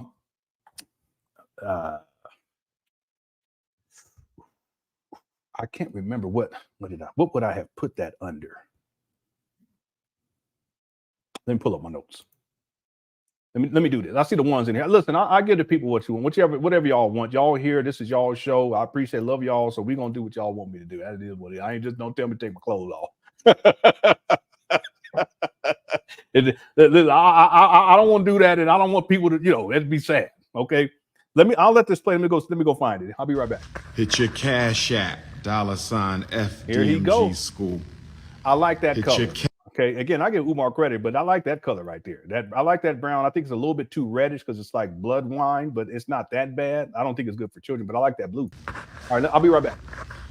Hit your Cash App, $FDMG School. Hit your Cash App, $FDMG School. Hit your Cash App, $FDMG School. Hit your Cash App, $FDMG School. Hit your PayPal, paypal.me/FDMG Academy. Hit your PayPal, paypal.me/FDMG Academy. Hit your PayPal, paypal.me. Dang, this place look horrible. I'm sorry. I'm trying to remember. That video was on Facebook. I do remember that. So let me just look under. I know I have the video, and I can find the link too. But I just want to let me just if you guys don't mind, because I don't want to miss anything inside of the for the video. Let me just look at this real quick, because I really don't have many Facebook links here. This is 2010. Oh no, that's a post of him being a psychologist. We're looking for a video. That's him in the hot tub that time. School promo video. School announcement.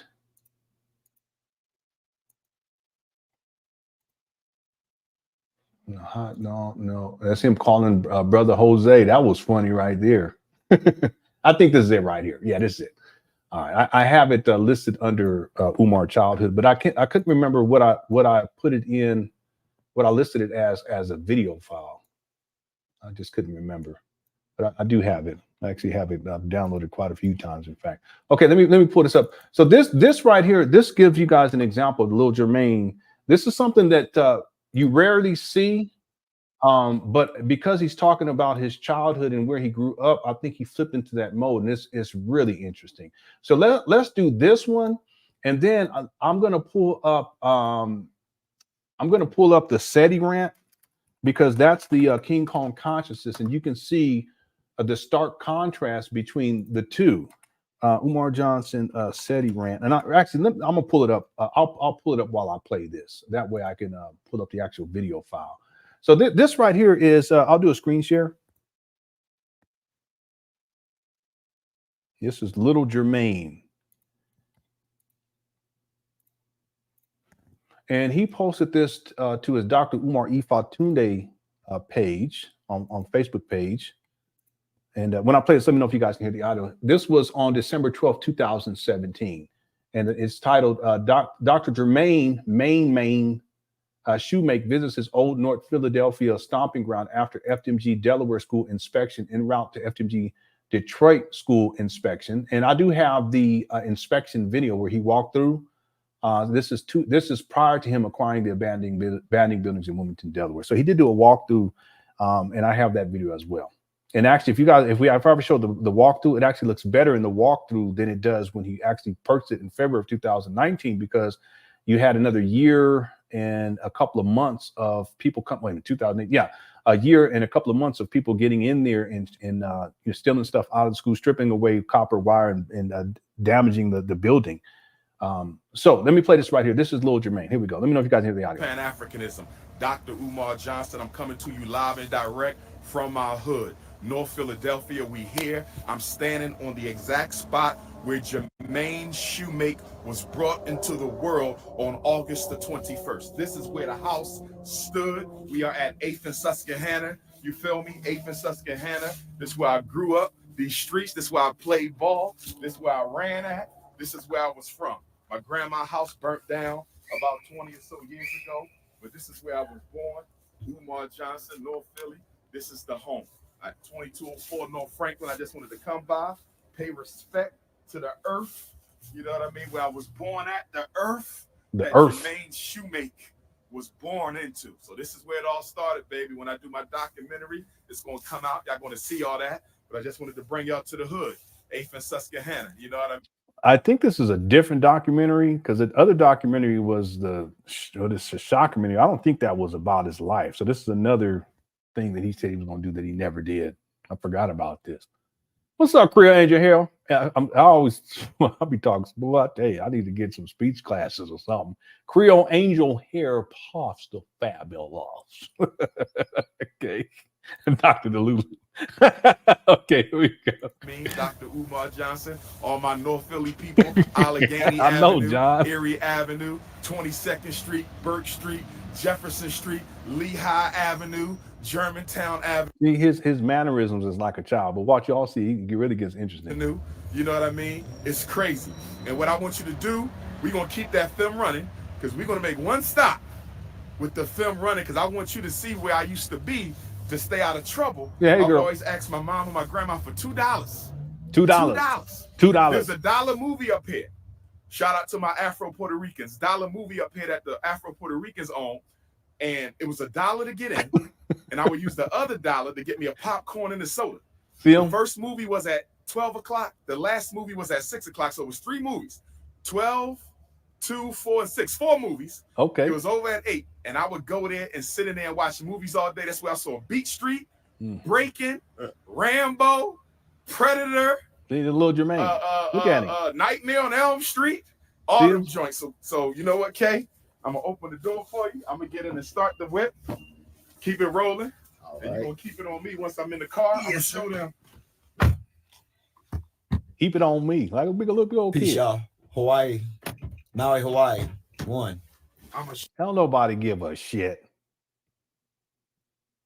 Goofball. I'm sorry. I've been too loose today, Justin. I apologize, but don't nobody give a doggone. Yeah, he said all them joints. What's up, I did well. Let me let this play. I'm tripping. Here we go. Show y'all where Dr. Umar used to spend his time at when I was here. He saw the North. 18. This is my head or your head, King? I used to watch the 18. That was my show when I was So a what kid. I'ma do- That band. Go down one more, and then No, bust serious. Louis. So we ride down Franklin Street, Prince of Pan Africanism. We just got finished checking. Talk about Maui. What you talk about Maui? All right. You want to be Moana. You need to cut it out. Out of school in Wilmington, the Wilmington, Delaware school, and then we about to hop on the airplane and hit up Detroit. So Detroit, I'll be in Motown. Yeah, but you see the difference already, because if we play the other video where he's walking around the school after everybody done gone home, you see how he gets all somber and stuff. But look at him here. In a few hours, but before we do that, I want to show y'all the Puerto Rican movie theater where Dr. Umar It's black Puerto Rican. Don't worry about it. Show them some of the scenery in the hood, because you know they think I'm not from the hood because I got them 6 degrees. You know what I mean? I want them to understand something. I know what it's like. You know what I mean? I had dinner with the jacket on because the heat ain't on. I know what it's like to live in a homeless shelter. We've been through all that. Dang, I ain't never been to a homeless shelter, but I definitely been with the lights on, lights cut off, water cut off, electricity. Y'all remember that. Some of y'all know what that's about, and the government cheese and all that. I've never been to a homeless shelter though. They don't tell him, no, he could be lying. Anyway, I wouldn't be surprised though if he was telling the truth on that one. Anyway. But my mom always looked out for us. Yeah, he says his mom. To death. He doesn't say his dad though, but he also said that his parents gave him money to go. So it's like a contradiction. He says his parents gave him money. Y'all catch that? He said his parents gave him money to go get $2. But then he says here, he talks about his mom, but maybe he's flipping into his childhood where he's looking a little bit further into the future, where by that time, her daddy had abandoned the family. And so it was just the mom and the grandma thing. All right. In fact, we're going to pull over right here, Kay, because we at the movie theater. I'm going to show y'all where I used to spend my time at, so I never got caught up in no drama and all of that. So we're going to hop out.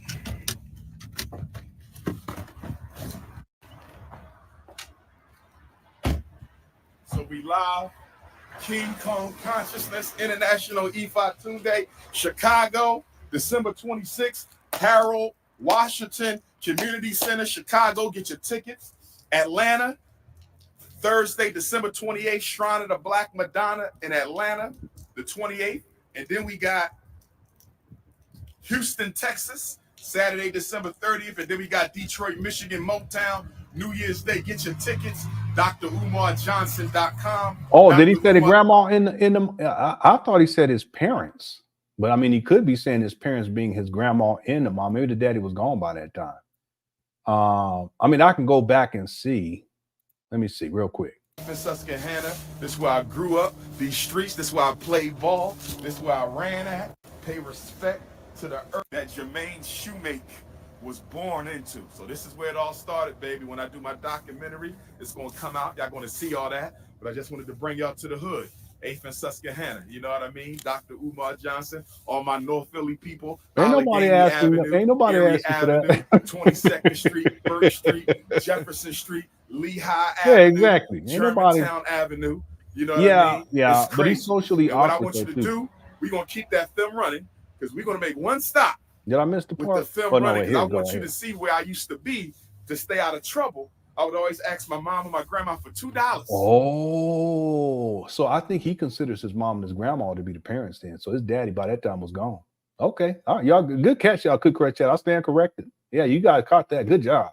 I don't mean to say it that way, but excellent. I didn't catch it. $2. There's a dollar movie up here. Shout out to my Afro Puerto Ricans. Dollar movie up here that the Afro Puerto Ricans own. And it was $1 to get in. And I would use the other $1 to get me a popcorn and a soda. The first movie was at 12 o'clock. The last movie was at 6 o'clock. So it was 3 movies. 12, 2, 4, and 6. 4 movies. Yeah, mom and grandma. Over at 8. And I would go there and sit in there and watch movies all day. That's where I saw Beat Street, Breaking, Rambo, Predator, Street movies. It was over at 8. And I would go there and sit in there and watch movies all day. This movie was at 6 o'clock. So it was 3 movies. $1 to get in. And I would use the other $1 to get me a popcorn and a soda. Puerto Ricans. $1 movie up here at the Afro Puerto Rican. I would always ask my mom and my grandma for $2. Yeah, he did say mama and grandma. $2. Wow. Yeah, good catch, y'all. Good question. Good catch. Peace, y'all. Hawaii. Man, Hawaii. if you don't stop, go and get back on the plane and go on back. What you doing over here then anyway?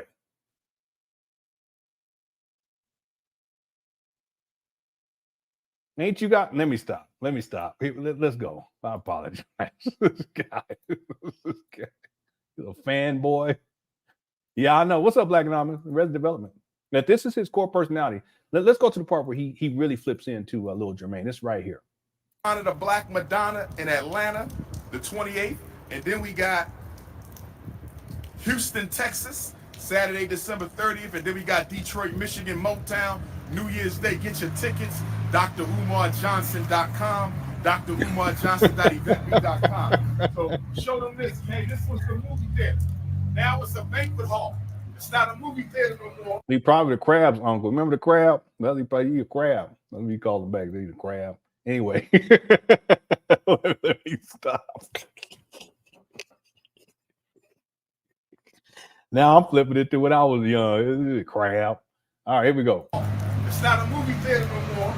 What's up, James G? But what I want them to know, this is where I saw Breaking 1, Breaking 2, Beach Street, Rambo, Predator, Nightmare on Elm Street. I'm trying to think of some of the other joints, K. See what I mean? This is little Jermaine. Look how he's holding his hands. Like a little kid. This is his core personality right here. But what I want them to know, this is where I saw Breaking 1, Breaking 2, Beach Street, Rambo, Predator, Nightmare on Elm Street. I'm trying to think of some of the other joints, K. I can't even remember all the movies I saw, but this is where I was. I wasn't Umar yet. I was Jermaine Shoemake. See? Little Jermaine Shoemake. Yep. And this is where I would hang out. Shout out to the Shoemake family. If I get to school in Atlanta, my Shoemake family, which is my mommy family, my mom's side, maternal ancestors. You're what? What you say? Did y'all catch that?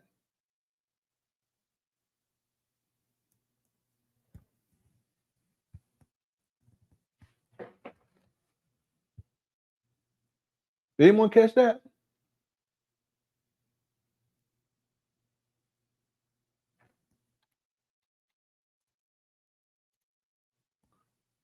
That's little Jermaine.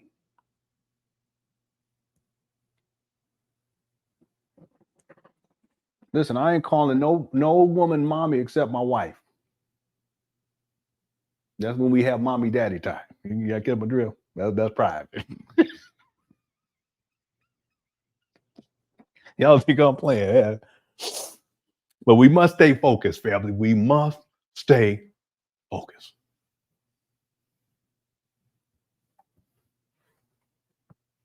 He said, mommy. That's little Jermaine. There he is. There you go. See? Well, that's different because you're a woman. I ain't calling, that ain't happening. You know what I'm saying? Oh my God. Here we go. I'm saying as a man, I ain't calling nobody mommy but my wife. That's it. Mommy, if that my mom, I mean, my mom, if I said that, she probably slapped this. She's like, what, boy, what? You weirdo. Said you done turned into a weirdo. What are you? All right. So it's different for women. I'm talking about as a man. That for me that ain't happening. All right. They from Georgia. So we ain't gonna get to that right now. I'll be in the state of my maternal ancestors. You feel me? But this is where I used to be at, baby. I'm showing y'all. Show them a little bit of the hood. Hey, they asked, let them know. That was my movie back in the day. They asked me when you come to DC, when you come to Chicago. Chicago is the first day of Kwanzaa. Really? Baby. Chicago, Harold Washington Cultural Center, Chicago. Not 6 from. o'clock, Do that. Tuesday, December 26th, Chicago. Get your tickets. Okay, Atlanta, Thursday the 28th, Shrine of the Black Madonna, get your tickets. Houston, Texas, Saturday, December 30th, get your tickets. Detroit, New Year's Day, get your tickets. It's going down. Frederick Douglass. Hold on. Marcus Garvey Academy, Prince of Pan Africanism, Free Meek Mill. All right. Mama, oh shoot. Oh shoot. Y'all just be coming up with all kind of names. Mama, oh y'all, Mama, oh child, Mama. Y'all need to cut it out. All right. So that's little Jermaine. And then, of course, we've all seen this is King Kong consciousness. This character right here. Let me pull this one up. I ain't gonna play much of this, as you know. You guys know why. Let me know if you guys can hear this audio, because see the difference? He got the little beanie on, trying to be all big old thug. A stark contrast from what we saw before. This is another character. All right. Peace and love, Black families. The Prince of, and then we will sign books. And this is very, very important because we as a people are sustained, protracted security team as we speak. I want to thank all the brothers and sisters who've been type of grown ass nigga going on 50, still living in his mama house, nigga. Look at my face when you talking.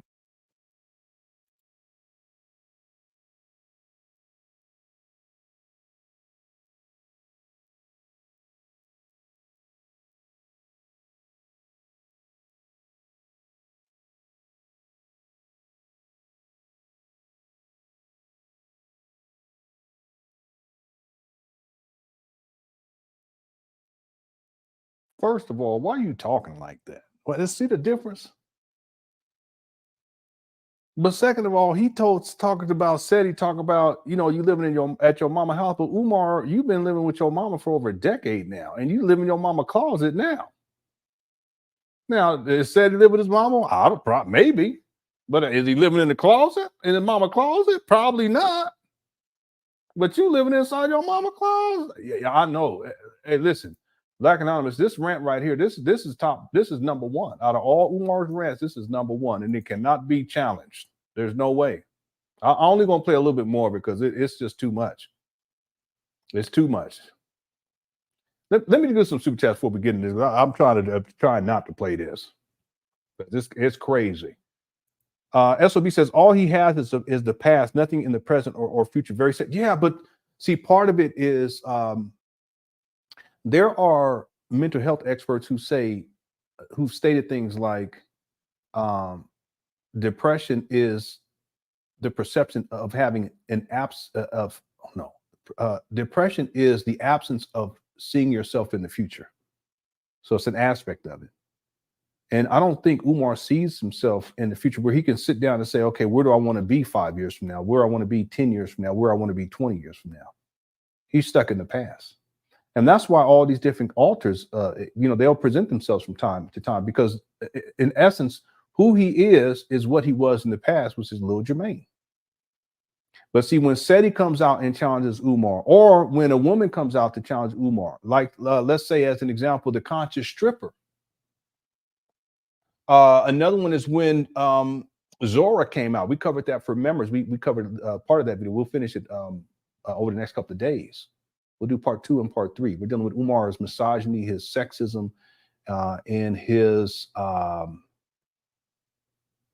objectification of women. But I don't see Umar as a person who sees himself into the future. And I also see him as someone who's stuck in the past. A lot of his concepts are antiquated. Even the Pan Africanism, that's an antiquated concept. He really truly is. He's stuck in the past. He's when it comes to technology, he's not even close. He has no clue, so yeah, he is very much stuck in the past. Oftentimes when he talks about himself, when he's kind of big upping himself, as it were, I call it self-aggrandizing. He's really referencing things that he did in the past, or at least he perceives that he did in his past. But you look at what he's done now, nothing. What does he do day by day? I mean, that we can say is tangible and real, that is meaningful in other people's lives. Nothing. He does a paint day after everyone leaves. He's by himself again. He's somber. He's sitting in there. He's lonely. He's probably hungry. He can't go home. He don't have a wife to go home to, a kids to go home to, nothing. He's almost 50. He probably go to get something to eat, or order out, have him deliver it there to FDMG, and he eat in there. And then at a certain point, if it's too cold or he wants to sleep on something, he go to his mama house. See, and that's one of the great tragedies of this. Like I said, everyone has failed, and I've failed. I've probably failed more than most of y'all, especially with the levels of responsibility that I have with 5 kids. But we have to make changes and do things differently so that we can see ourselves in the future, so that we can see ourselves in the present and have something to be proud about. I'm proud. I've come a long way in a relatively short. I was talking to my wife about that the other day. Relatively short period of time. But I can't say that about Umar. He's actually regressed. He hasn't come up. He's gone down. And this is part of it, though. He's stuck in the past. He really is. Thanks, SOB.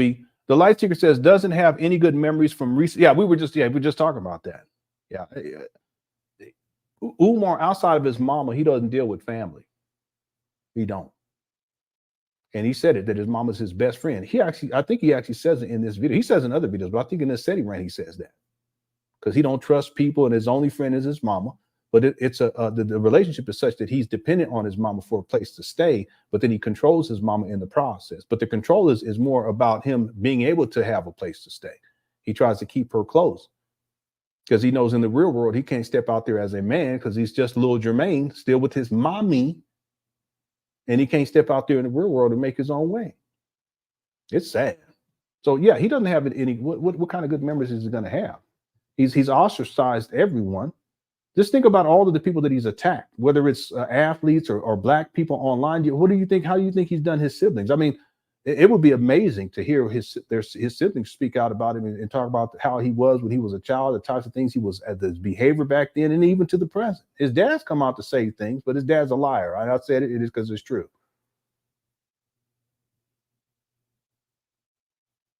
Yeah, you have to interact with people consistently to build good memories, and you have to interact with them in positive ways to build good memories. But Umar, he's just a user and abuser. He uses people up and he moves on. You can't build good memories from that. That's why he doesn't have any reference point. He can't give you guys anything. He can't tell you a story about how his children are doing or what they did this week or what they did last month or what they did last year or what they did 5 years ago, what they did 10 years ago, what in some cases what they did 20 years ago. He can't give you any of that.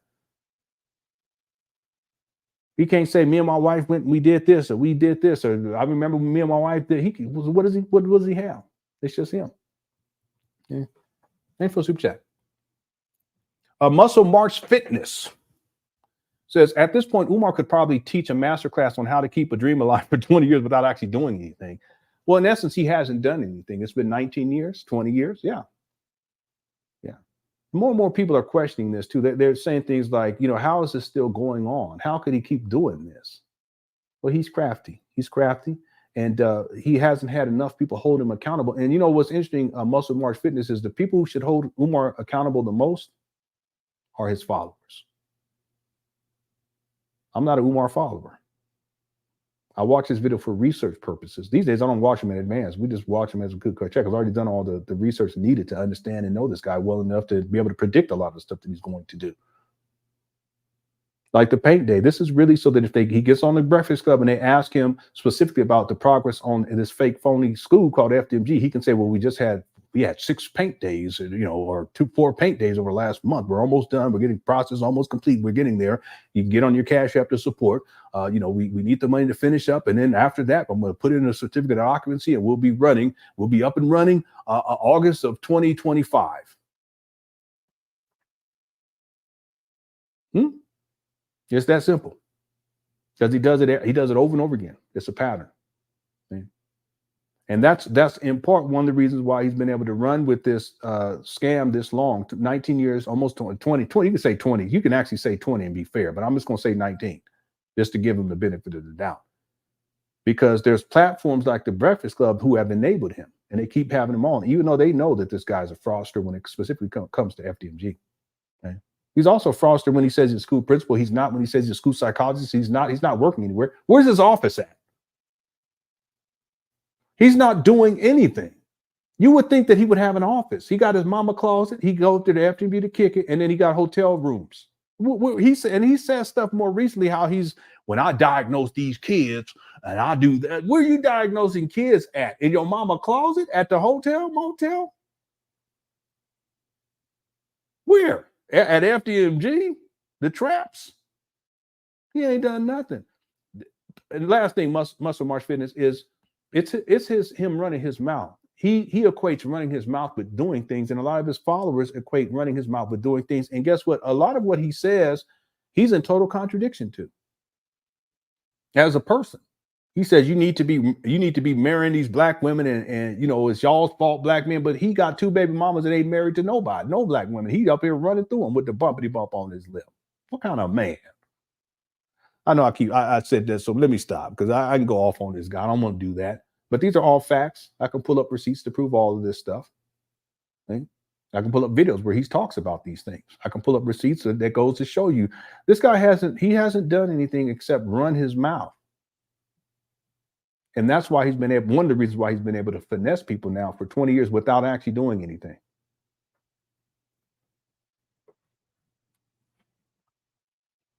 Thanks for the super chat. Let me go do this real quick because we're getting a little behind now.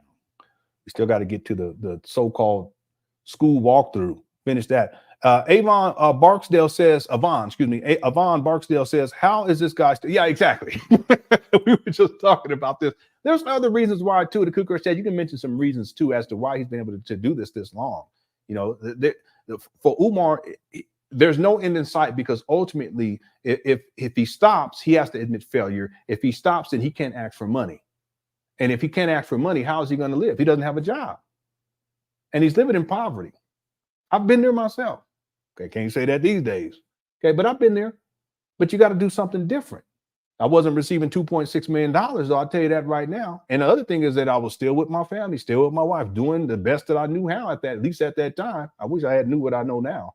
Okay, I tell you that right now. But Umar's not even doing that. Okay? So listen, this guy, he's still getting away with this. And part of it is because there's not enough people holding him accountable. The people who should be holding him accountable the most is his followers. He gonna tell you all to send him money. Well, you should be saying, okay, well, where's this money going? One other thing too, Avon,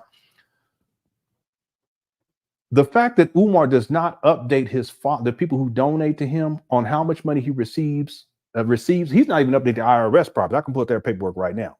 Okay. But the fact that he doesn't do that, that's a problem in of itself because he has a 501(c)(3) status. And part of that is that you're supposed to not only report what you're earning or what you're bringing into the IRS, but there should be a way that you should have a method of letting your donors know critical information about the finances, critical information about the progress, where we're at in the progress, what's going to take place next month. All that should be forward and present. And really, it should be distributed on the website. But he doesn't even have that.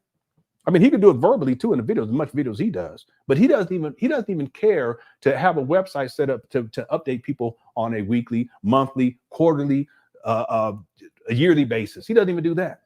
When you should do that, but that's what the board of directors is there for. They're supposed to have all that lined up, but who's on the board of directors? Umar. And how many other people on the board of directors? 0. That's another way that he's been able to get away with this for this long.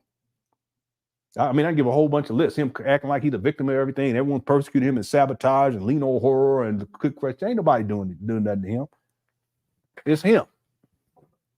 That's like wasn't nobody doing nothing to me back then. It was me. It wasn't white people, white supremacy. It wasn't black women, and it wasn't black men. It wasn't none of that stuff. It was me. All right. Thanks for the super chat, Avon. Also, thanks for the super chat to Muscle March Fitness. Jay the Light Seeker, thank you so much. SOB, Sigmund, and Still Rain says Umar's transgressions are starting to show up through the facet he projects. Facet? Well, I guess that'll work too. I was wondering maybe you're saying faces. I mean, it's autocorrect, but I think I see what you're saying. Facet he projects to those he preys upon to take from those who have so little. It's so sad, but he doesn't care about that. He doesn't care how much people have. If they have anything, he feels entitled to it. That's the narcissism. He doesn't care. It's like yesterday, because I thought about this yesterday. The lady that was asking him to refund her $100 or $50 or $100, because the story was that she sent the money to some other PayPal that wasn't Umar, that was claiming to be Umar's, and she was up there painting for free. And she says something to the effect, you know, I can't remember exactly. If I paint, can I get $50 back or $100 or whatever it was? Y'all could remind me. And Umar basically was like, no. Get on in there and paint. If you want to get your money back, contact PayPal. And who's to say? It's possible that Umar actually got the money. He just lied about it. So, you know, ain't no telling with this fraudster. But he didn't even care about the lady. She in there painting and with no HVAC in there. He don't care. He doesn't care about how much money. Think about this. A lot of people were sending him money during COVID. See? And there are people, I'm sure, these days that wish they had that money because where the economy is at, where the inflation is at, everything, food prices. Okay, that's all money that's wasted. And where's it gone towards? And he ain't done nothing. Still no school. He hasn't educated one boy.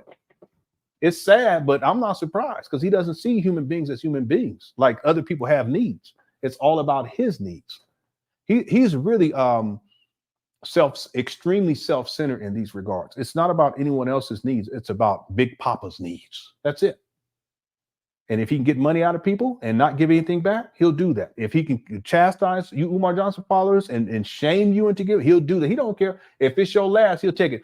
There's a video where a woman sends Umar, I think it was $10, Sister Avanti, sends him $10 and he says, thanks for that 10 to Sister Avanti, but next time make it 20. That's like someone sending me a super chat, you know, $10, $20. I say, you know what, $20, okay, that's cool and everything, but next time make it 40. He don't care about people, and he shows no gratitude either. That's another thing. He's so ungrateful, but that's because he's so self-centered. It's a narcissist. He feels entitled to everything. Everybody got to do everything for him. This guy, he'll ask people to do things that he can get on Google and do. Can you find me a restaurant, family? Get on Google. Get on your phone because you're always on your phone. You probably on watching this right now on your phone, sitting in your mama closet, probably. Just get on MapQuest or whatever it is, Google Maps, and just type in "I'm hungry."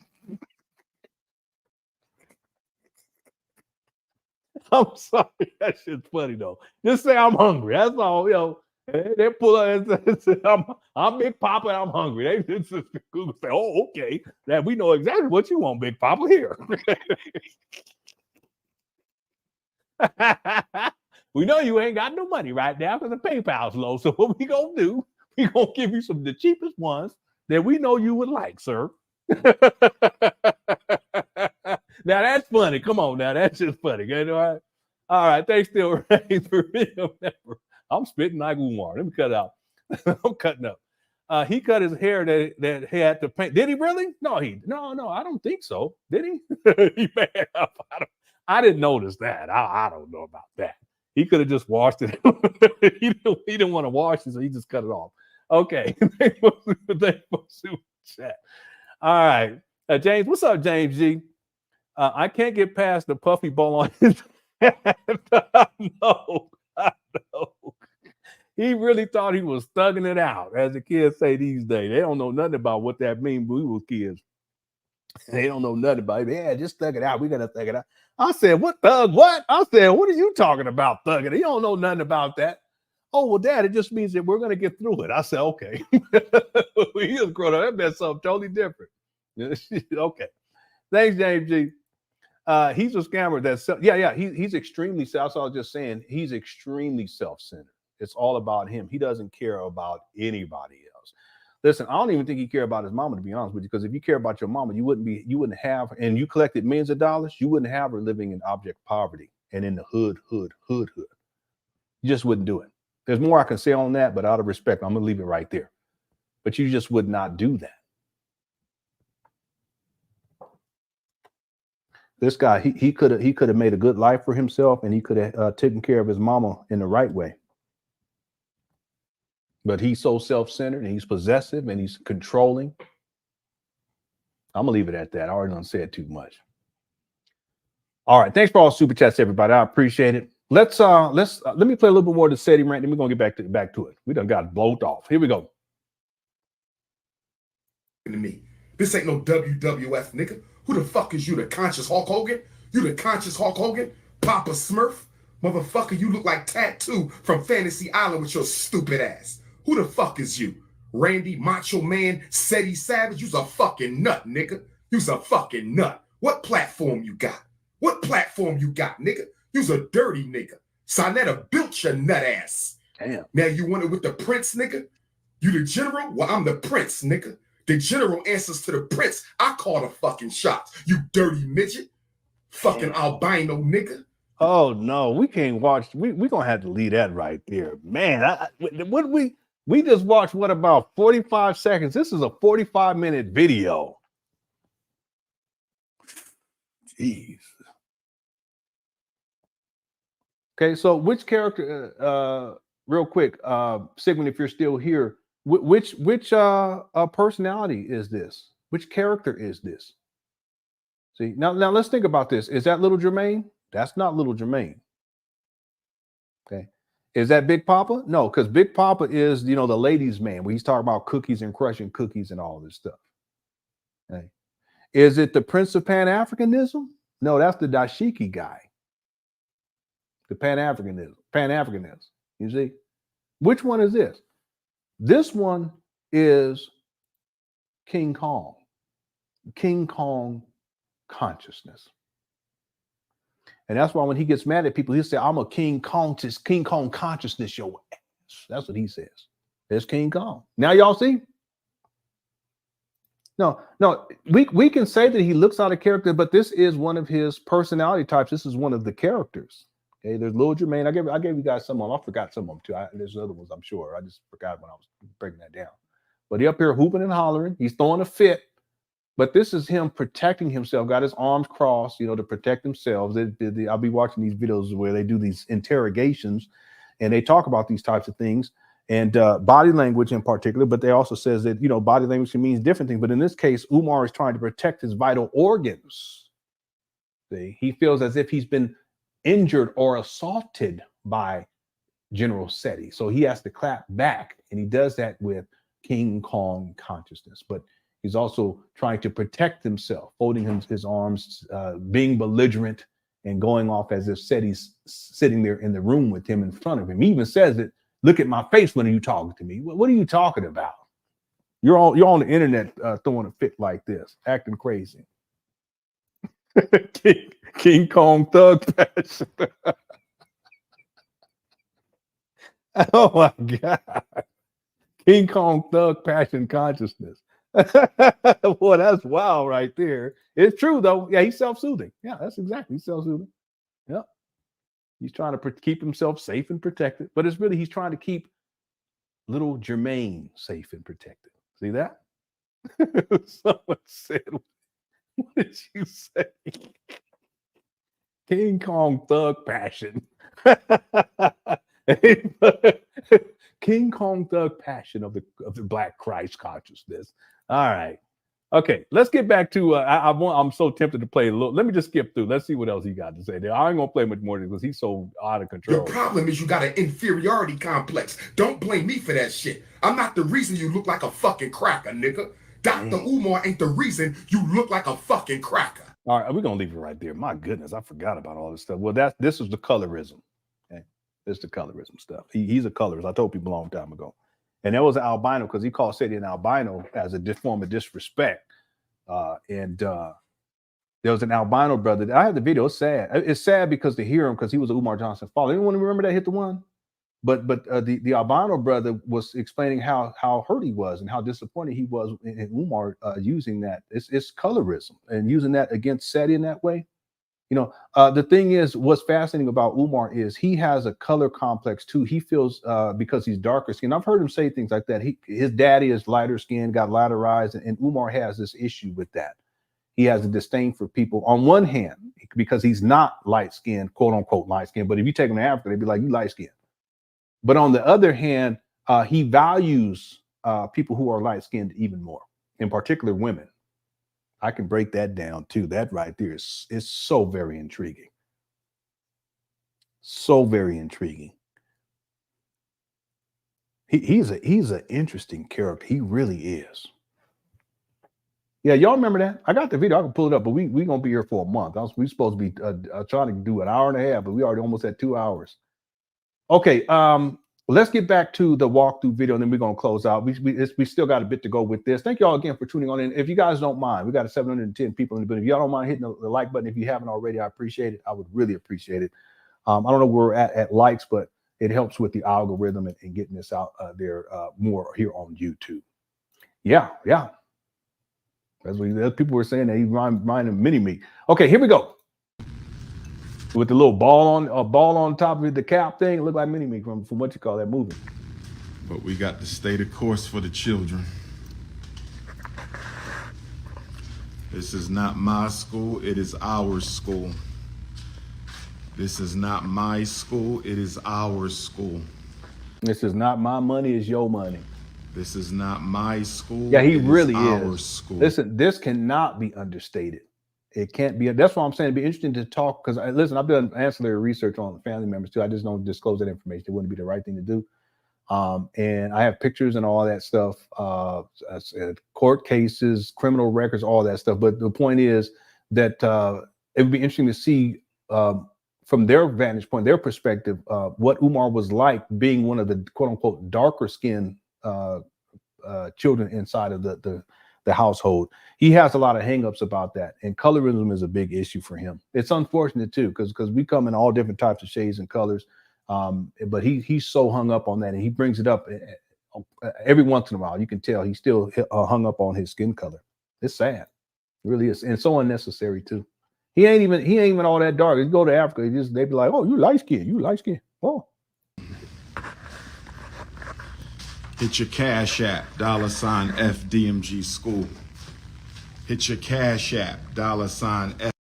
Thanks, Quan Don for becoming a member. We had a whole lot of members sign up today. Thank y'all so much. I appreciate that. I see you got your setup right there. What you doing? You doing podcasts? You doing music? You got a mixing board? Maybe you doing some music or something. Here we go.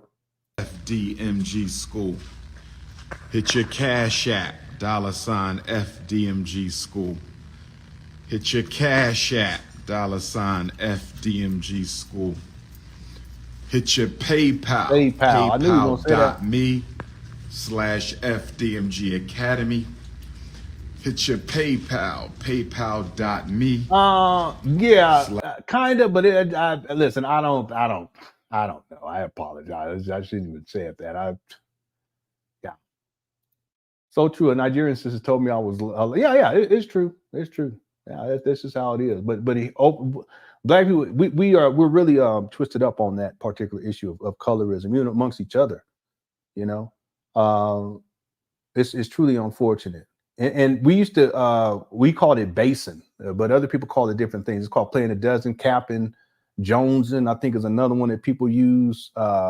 Maybe not Jones. I'm thinking of something else. Capping. Playing it. There's other terms that people use, and we would do that, and we would, talk mess about our skin, because my family member, we all different kind of colors, all the way across the board. And but as you get older, it's something that you have to work through, and we did it just because we were, basing. You guys know what I'm talking about? Roasting. That's another one. Yeah. No, it is, but I'm talking about, like, even amongst black people, it's a serious issue. And as you get older, it's something that, that's another one. Snapping, that's the one that most people know about, especially on the East Coast, as we called it. And I'm real good at it. That's why I can clown. I can clown real bad. There's people I could have clowned online too, but I said, let me not do that because, but it's also hurtful, and it's something that I wish I hadn't done, especially when we were children, because it's hurtful back then. It's different if we're just clowning around, because we used to do that too, like, the homies and stuff. We, you ain't shit. Look at you, man. You get your big old head. Yeah, I say, yeah, you're right about that, but look at your mama. She didn't say nothing. She didn't say, she had nothing to say last night.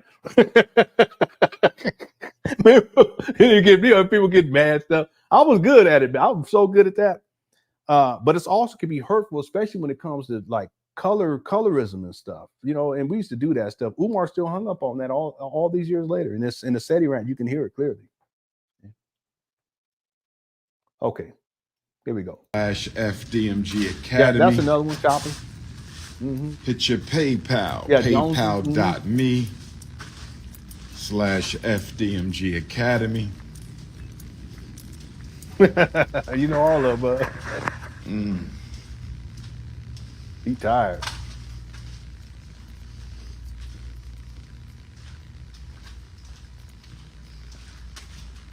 Gotta get these floors done. Gotta get these floors done. Gotta Don't worry get about it, these Susan. floors No, do done. not worry about it at all. Gotta get these floors done.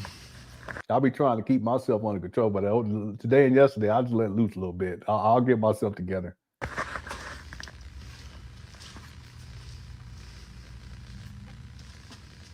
Gotta get these floors done. Now it's the floors. That's the next thing. He's the big holdup. He got white walls, brown, yellow.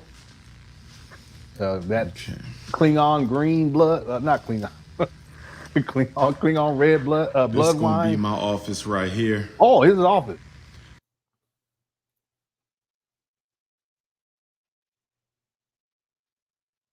Don't make me do it. Don't make me do it. I can pull the video he said he did put in the office. This is from like 4 years ago. You guys remember that? Where he said he's going to get putting his office together. Here we are. Here we go.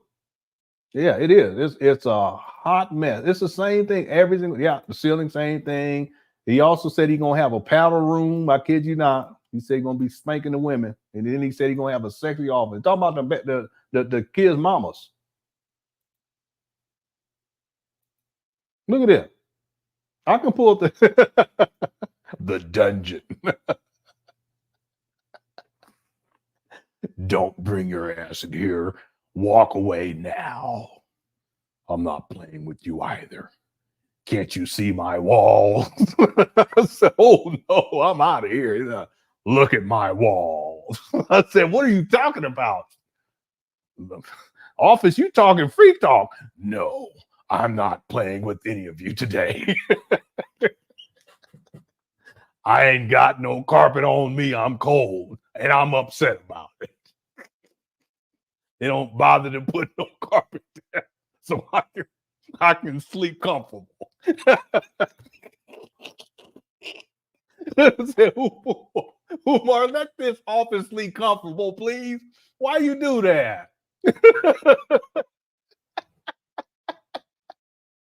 They got this patch on my eye. I said, oh no. I said, what? They got this patch on my eye. I can't even see outside. That poor office got a patch on his eye. They put a patch on my eye on his side. They got me boarded up. I boarded up on the outside.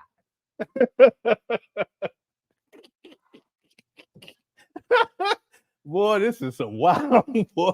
All right, let me stop. I'm playing around too much, but it's ridiculous. I can literally pull the video where he was talking about he's gonna have his office next month. That was years ago. Here we go. Whose walls? My walls. I said, oh no, I'm out of here. I said, I said, I'm married. I can't, I'm the sexy office. Put a blanket down on me for the carpet. Yeah, it's the principal's office / massage parlor. We're working, family. We're working. All right. Thanks. Boy, this is wild.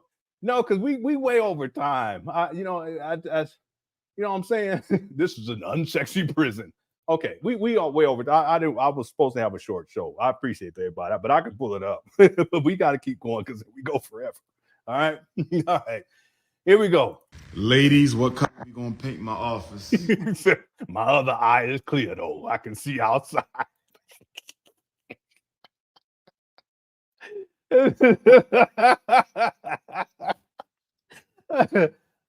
My depth of field is a little off because one of my eyes patched, but the other one I can see a little bit through it because the blinds is a little broken. I can see through on some of them. Okay. This is gonna be my office right here. Lady. Here we go. All right, let me stop playing. Please, what color we gonna paint my office? He already did this. Hit the one. It's the same. Here we go. Here we go. It's the same thing. He asked the same question. Because if you guys remember, he initially was going to have an office in the small gym. You know what's interesting? He ain't been in that small gym and showed that small gym in a long time, too. He ain't showed the other side of the street in like 4.5 years, almost 5 years. But just think, it just came to mind. Maybe I'm tripping. I can't remember the last time he actually was in the gym. What's going on? Anybody remember? I don't know. But see, he was talking about, remember he was spending all that time getting that small gym together, but that's because it was a kicking spot and I think he was going to sleep in it, to be honest with you. He put in some little heaters in the walls and all this. Y'all remember that? He hasn't shown that. I wonder what's going on over there. It's probably got water up in there again. I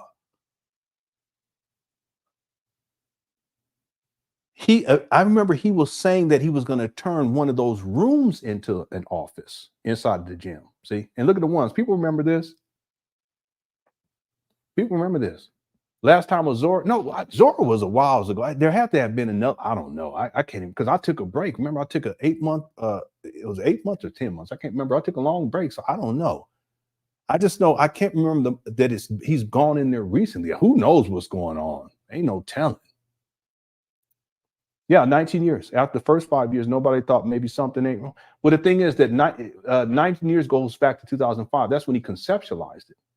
It wasn't until 5 years later that he says it's going to open in 2013. He said that in 2010. This is the timeline. And then 2013 rolls around. It doesn't open. Then he starts the St. Paul school scam in 2014. And he said the school could open in 2004. I can pull up the receipt because I have it. We played it more recently. I don't know if we played it. We played more of the whole thing. And then he said 2015, 2016, and then here we go. 2017, 18, 19, 20, 21, 22, 23, 24, 20. And now he's saying August of 2025. It's supposed to open September 3rd of this year, 2024, but now he's saying August of 2025. So it ain't nothing changed. It's been at least 19 years. Okay. Now. Yeah, someone said it. It's rinse and repeat. It's the same thing over and over again. Yeah, it could be that window. It could be that the floor is flooded. But I just find that interesting because he spent so much time selling the idea of that gym and spent so much time in there. But that's where the office, he said he was going to set up an office way back in the day. It just never came to fruition. And here we are now in 2024. And now he's talking about how that's going to be the office, this room right here. By the way, I can pull up a receipt where he was talking about turning the main office into a recording studio. And he had people up there and they were going through different rooms. This is last year, towards the end of last year. I can pull up the receipt and show it to y'all. That was Maria. You guys remember? Anyway, here we go. Ladies, what color we gonna paint my office, ladies? This gonna be my office. What color should we paint the walls? He said the same thing about the gym. Look at this stuff. Didn't he say renovations are complete? What's going on here? Did he even paint in here? He didn't even paint. What kind of carpet on the floor, ladies? What kind of carpet on the floor? Oh, some nice shoes. I'll need me some new shoes. I ain't gonna lie, but these kids, I gotta make sure they got everything they need. Anyway, ladies, what color we gonna paint the walls? Yeah, I can pull it up, but we're gonna be here too long. On the floor. What we gonna do? This is the room, ladies. Mm-hmm. Yep. This is the room. Sexy office. Bring me lunch and dinner. This is the room, ladies. See, now we're getting into what we were talking about for members. Okay. Today, we were talking about the misogyny. We were talking about the objectification of women. We were talking about, I had a whole thing. This is it right here. Let me just do something real quick.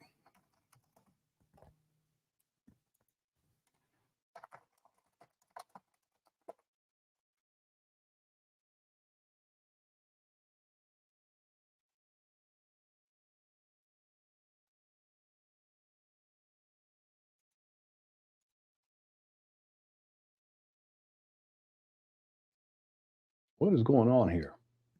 Oh, okay. I see what's going on. Hold on one second, everybody. I just don't. Okay, I see. It just don't make no sense. I don't know why my browser is doing that. Okay, and I'm trying not. I want to have a short show, but hold on one second. Oh, it's still doing it. Oh, this is interesting. I've never had this happen before. Let me try refreshing. Let's see what happens. Oh, this is an okay. Wait a minute. Let's see. Yeah, I have it right here. This is from September 29th, 2021. Okay, about the office, but it's not. Yeah, there's something going on with my browser. I don't know why it's doing that. Let me try this. Yeah, I was trying. I apologize. Maybe I shouldn't be trying to have real shorter shows and just let us be. Tomorrow's 4th of July. I hope you guys are at least some of y'all off. We will be live streaming tomorrow. I'm supposed to be having Information Man on tomorrow as an interview guest. So that's going to be awesome. I want to encourage everyone to come and not only listen to the brother, but also support him. Let me just look this. Let's see. Pause. Maybe it's a different ad blocker. Nope.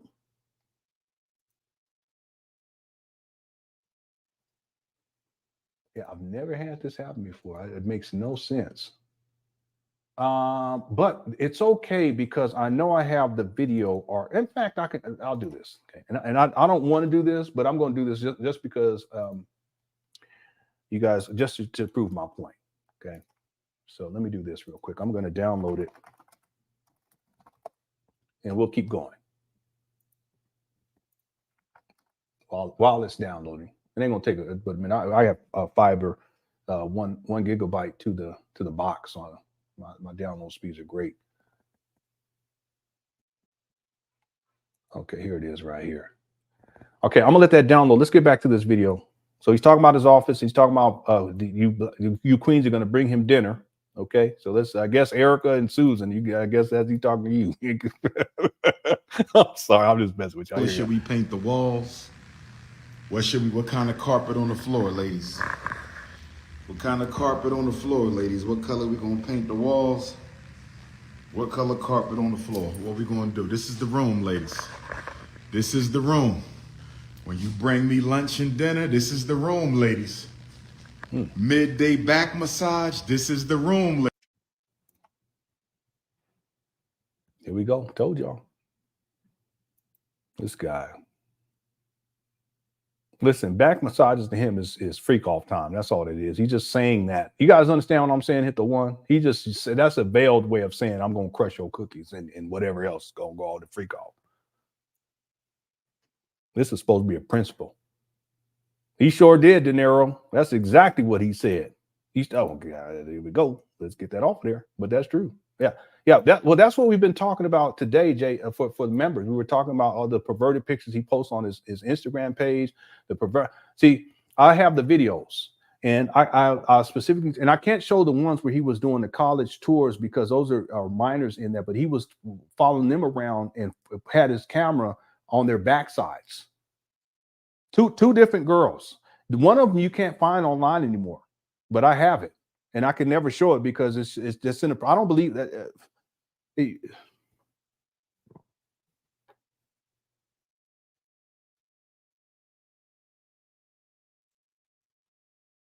shouldn't have done it in the first place, and it's not right to show it, re-show it, even if it's for analysis and to point out that he's a pervert. But I could show the one where there was a tour guide lady, and Umar kept putting the camera up on her breast and on her backside, following her around. I could pull that. I could show that one.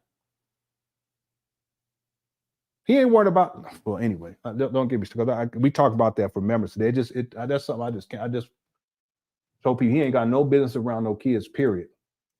I don't care what nobody say. Get my blood pressure up. Hold on a second. Let me just real quick. I'm gonna pull this up. Look, it's the same thing over and over and over with this guy. Nothing has changed. Okay, we're watching a video here. This is the principal's office. You must behave. Look, this is how to get these floors. This is from a couple of days ago. He's talking like this. Okay, now let's go over here to what did I say? 2023 or 2022? Here, watch this. Black power, peace and black power. Peace and black power, peace and black power. It's the prince of Pan Africanism, King Kong consciousness, intercontinental Ifa Tunde. Yeah, I don't think this is the right one because at this point he had already painted, but there's another one. But let's see what he says. It's probably gonna be the same thing. This is my temporary office right here, brothers and sisters. Mm-hmm. This is my temporary office, and I need to know how we gonna decorate my temporary office. The carpet is done. The carpet is done. The walls are painted.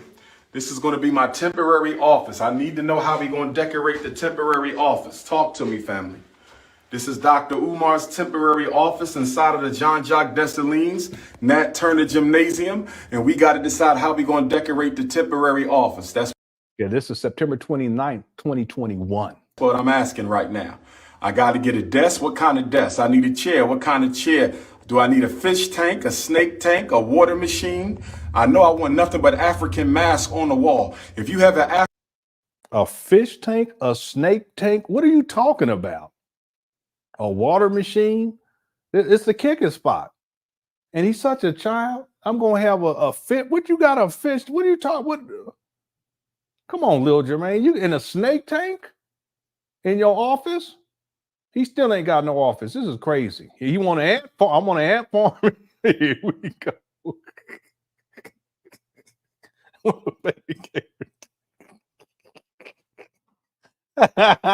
I want a baby gator tank. He just be throwing out. Hey, boy, he wild.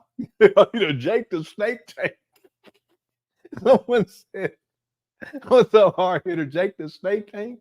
That was one of my favorite wrestlers from back in the day. Yeah, it's just a bunch of head movies. Yeah,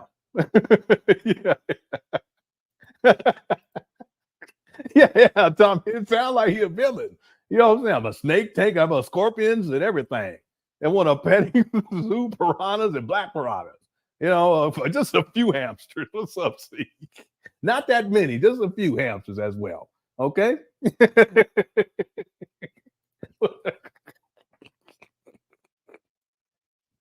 You want to have a wrestling ring? What's up, Edward? That's wild right there.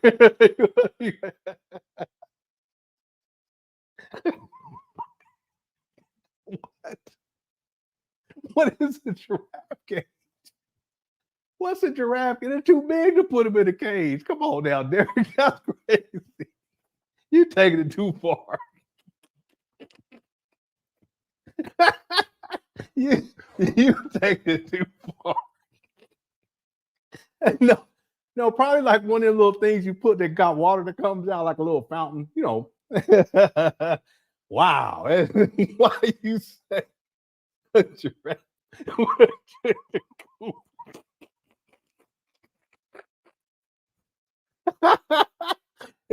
One chicken in here. That poor chicken. He must be looking side-eye. Look at him. It'd be a little cage like that chicken be looking side. He can't even move his head. Oh, y'all, wow. He wants sharks and everything. Okay. All right, let me get up out of here.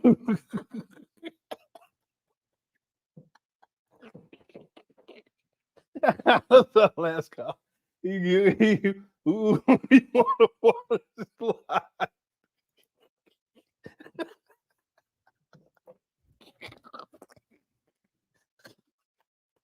Well, I can't. You guys need to stop. Whew. All right. Whew. Okay, let me get up out of here, boy.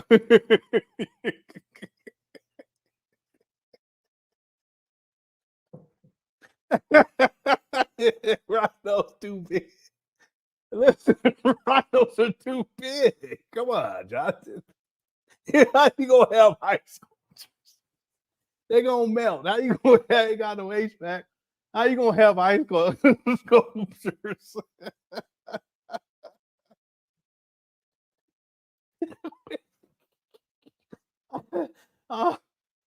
Oh, my stomach hurts really bad. Well, let me get out of here. I'm not a grown one, a baby one. All right. All right. I said brown eggs and roller coaster. All right, let me get up out of here. All right. Oh no, Erica, come on, don't do that. Okay, I see this. I'm getting, yeah, I'm so distracted now. I'm trying not to look, but I keep going back.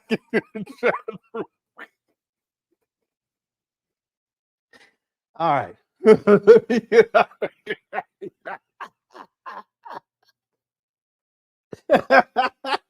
All right, I'm out of here. I'm out there. I'm not gonna do that. Let me get out of here. Woo. Oh, okay. Boy, y'all crazy. I'll come back tomorrow to watch the chat room. This section. It's always one section. I always crack it up. All right. So anyway, the point, and this ain't even the video I was looking for, but it's the same thing. It really is. There's another one. Anyway, he says a sexy officer. African mask that you want to donate to Dr. Umar's temporary office inside of the Dessalines Turner Gymnasium, please text me a picture of the mask and I'll let you know if I want it. I don't want no paintings. I don't want no paintings. I have enough paintings of my own. I don't want no paintings for my temporary office. I don't want no paintings for my temporary office. I want African artwork. I want African artwork. If you have a mask, an African sculpture, an African statue that you would like to donate to Dr. Umar's temporary office inside of the Dessalines Turner Gymnasium, take a picture of the African artwork, text it to my phone, 214. Oh, someone just sent this to me. Oh, man, I can't put this up here. It just never stops with this guy. It never stops. And it's something else. What is this? He be posting some of the weirdest stuff on here, but this right here, I don't understand why he does stuff like this.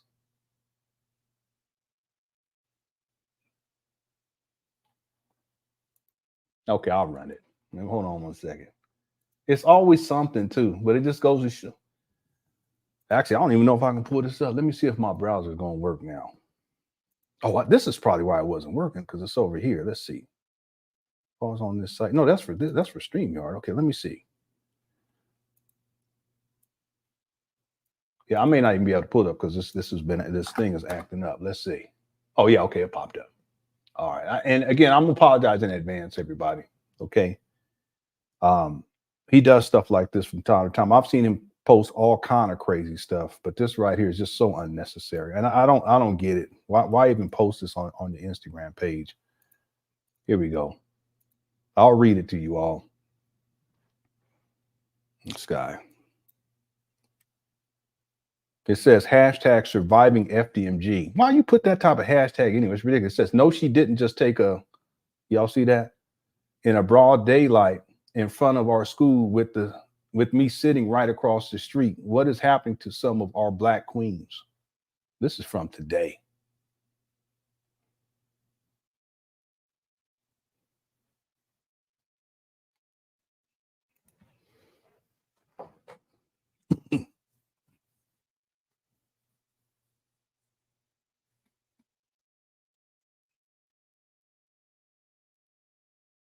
Well, Umar, if this is in the hood, there's I literally can pull up a video where there's a woman sleeping on the steps of these traps. How many of y'all seen that hit the one? If you haven't seen it hit the two, I can pull it up. And I don't know why he even posted that. He's posted pictures of feces on there, talking about people keep pooping on the campus, whatever. He's posted some of the most ridiculous stuff on his Instagram page, and it doesn't look good for the school. Y'all, yeah, many of y'all remember this. The lady was sleeping on the steps, and he ends up posting it on there. It looked like she was homeless. Well, if you buy a building for $40,000 and it's in the hood, crime infested, drug infested, and there's people walking through there all the time, and you're not doing anything up there, it's been 5.5 years. Well, this is exactly what's going to happen, and a whole lot of other stuff. He said he's found used condoms and all kind of stuff.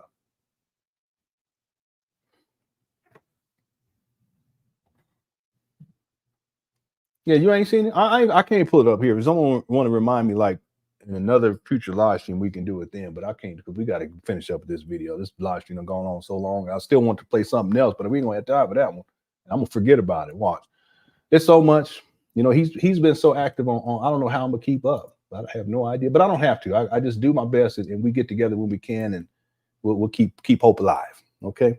All right, so I played this right here just to give you guys an example. Oh no, that's from this right here is from that's the setting rant.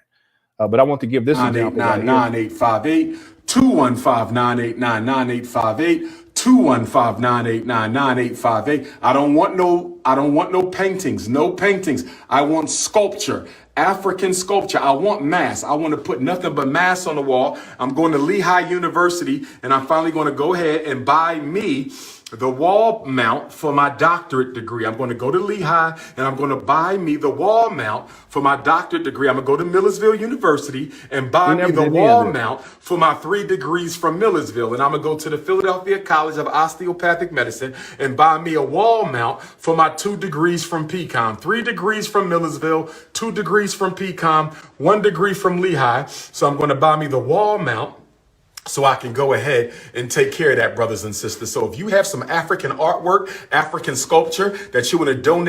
Yeah, I cannot remember the last time he was inside of this small gym. We got about 750 people in the building. Thank y'all again for tuning on in. If you can hit the like button, I'd appreciate it. Also, thanks to everyone who sent in super chats. If you sent in cash apps or PayPal. Also want to thank the mods for handling the business. We're going to get back to the other video and start to wind down here. I just want to have a short show, but it is what it is. Okay, love y'all. Thank y'all for hanging in there with me because this guy, boy, he's something else. Look at him. To the Dr. Umar temporary office inside of the Jean-Jacques Dessalines Nat Turner Gymnasium. This is it, brothers and sisters. I need a couch. What type of couch should I get? I need a nice soft couch, a nice desk. Ladies, there will be cameras in here. Do you understand, overstand, understand? You will not Me Too the prince. Ladies, there will be hidden cameras in my office. There will be no Me Too charges against King Kong consciousness. That's right. You can't do that. What are you talking about? Boy, this guy, he's a lawsuit waiting to happen. I know it's weird, isn't it? He's just really, really weird. Hidden cameras. What do you think? What is going on here? Ladies, that's right, ladies. That's right, ladies. I'm going to have hidden cameras in here. My man going to put hidden cameras in here. So when you try to say Dr. Umar sexually harassed me, I'm going to pull out the video and I'm going to put it on social network for the world to see. So you can go ahead and come in here and try to Me Too me if you want. I'm already ready for that. I'm already ready for that. I'm already ready for that, ladies. You will not Me Too me. Cameras will be in my office. Okay? So what type of couch do I need? What type of couch? Do somebody have a couch? Do I need to buy a couch? If you got a nice couch, text me a picture of the couch. Yeah, I just got rid of 2 couches. I could have sent it to you, man. I got rid of 2 of them. Well, I'll tell you. If you got a nice desk and a nice chair, text me a picture of the. I got rid of 2 desks, 2 computer desks. One of them was flimsy, but the other one was nice. I could have sent that to you. Nice desk and the nice chair, brothers and sisters. Go ahead and send that to me. Go ahead and send that to me, brothers and sisters. Go ahead and send that to me. We can make it pop. We can make it pop. We can make it pop. Temporary office. If you have some African artwork, if you have a desk, actually, he walking around in circles, and it's like it's small. I have a chair. One of my good ladies supporters sent me a chair. One of my good lady supporters from Louisville, Kentucky. One of my good lady supporters from Louisville. It's probably because we clowned you when you had that funky chair. Y'all remember the funk chair that he had? He said he had since he was in college the first time, back in 1998 or something like that. He still had it. Look, boy. Kentucky, the good sister already sent me a chair. So I have a chair. I just need to get a desk. I need to get a desk. I need to get a couch. And I need some African artwork.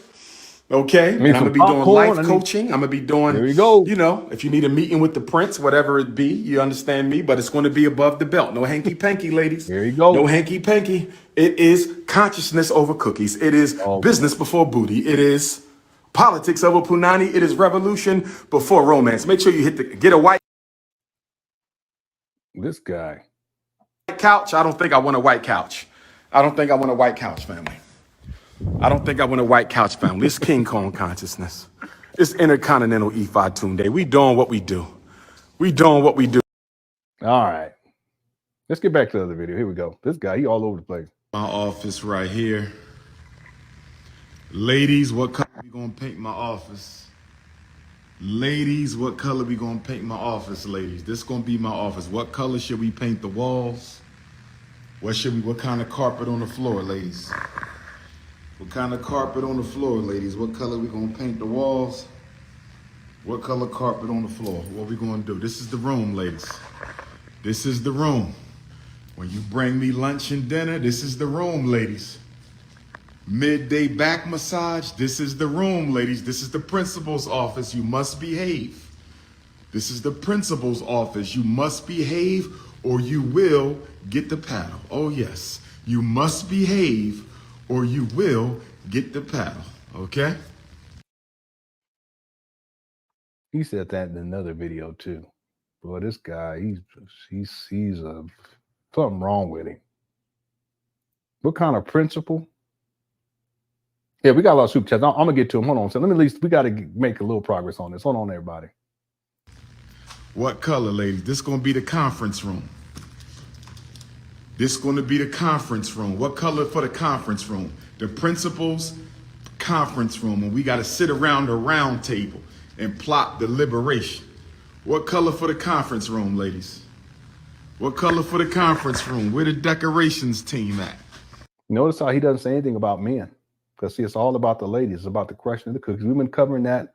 Started a series today for members dealing with the misogyny and the objectification and the sexual exploitation of Black women. I provided examples of it, pictures that he's posted and videos. And this could fit right in here too, though. Him talking like this. The other video can fit right in there. He's talking about he's going to have cameras, hidden cameras and stuff because he doesn't want to be me too. Why are you talking like that? Where the decorations team at? Where the decorations team at, family?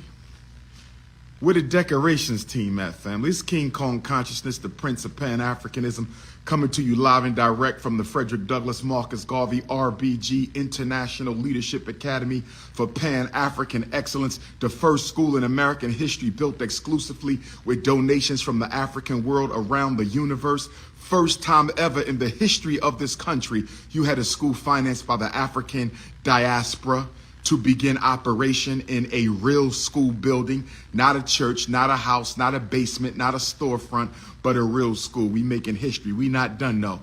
We got to keep on going. We not done, no. Y'all want that black and gold right there? Or y'all like that green and gold? Y'all like that green and gold? Or y'all like that black and gold? Yeah, those colors are decent. It's just a lot of the other stuff. Just he's all over the place. But the color scheme is all over the place too. Talk to me, family. Talk to me, family. Talk to me, family. We can't afford to get the whole floor done. I would love to do all wood floors, but I can't afford to get the tile stripped up. Now, if we get somebody who want to donate some time, but I'm not even going to bring that up because don't nobody donate. We ain't never get a contractor yet to come in and donate. Yeah, that's a blatant lie. This guy, he's received millions of dollars. He just tricked it off. You know what I'm saying? So it is what it is. You know what I mean? There you go. Umar driving by again. Ain't crying. We just gonna keep going. Now you are crying. You done tricked off all the money. That's what you get. We gonna keep on pushing, family. We gonna keep on pushing, family. Building institutions ain't easy, but it must be done. Building institutions isn't easy, but it must be done. Building institutions. This is the main office. Secretary, assistant secretary. Look at the ceiling. My goodness gracious. The main office on. Damn. And where's all that light coming? You know, this right here could be a screenshot to sum up this whole scam. That right there. Look at this.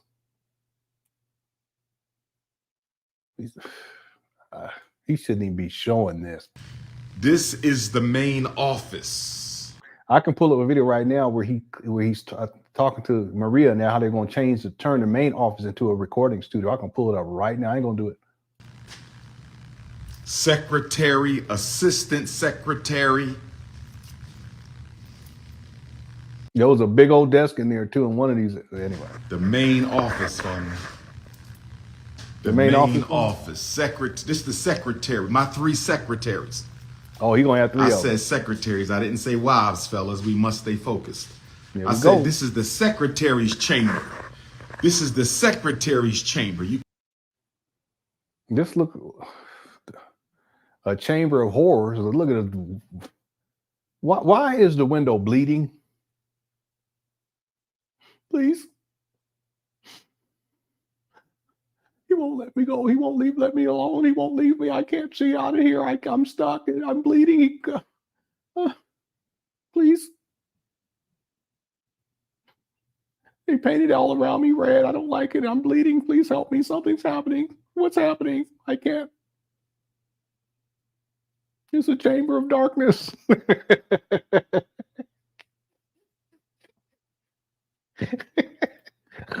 saying. Yeah.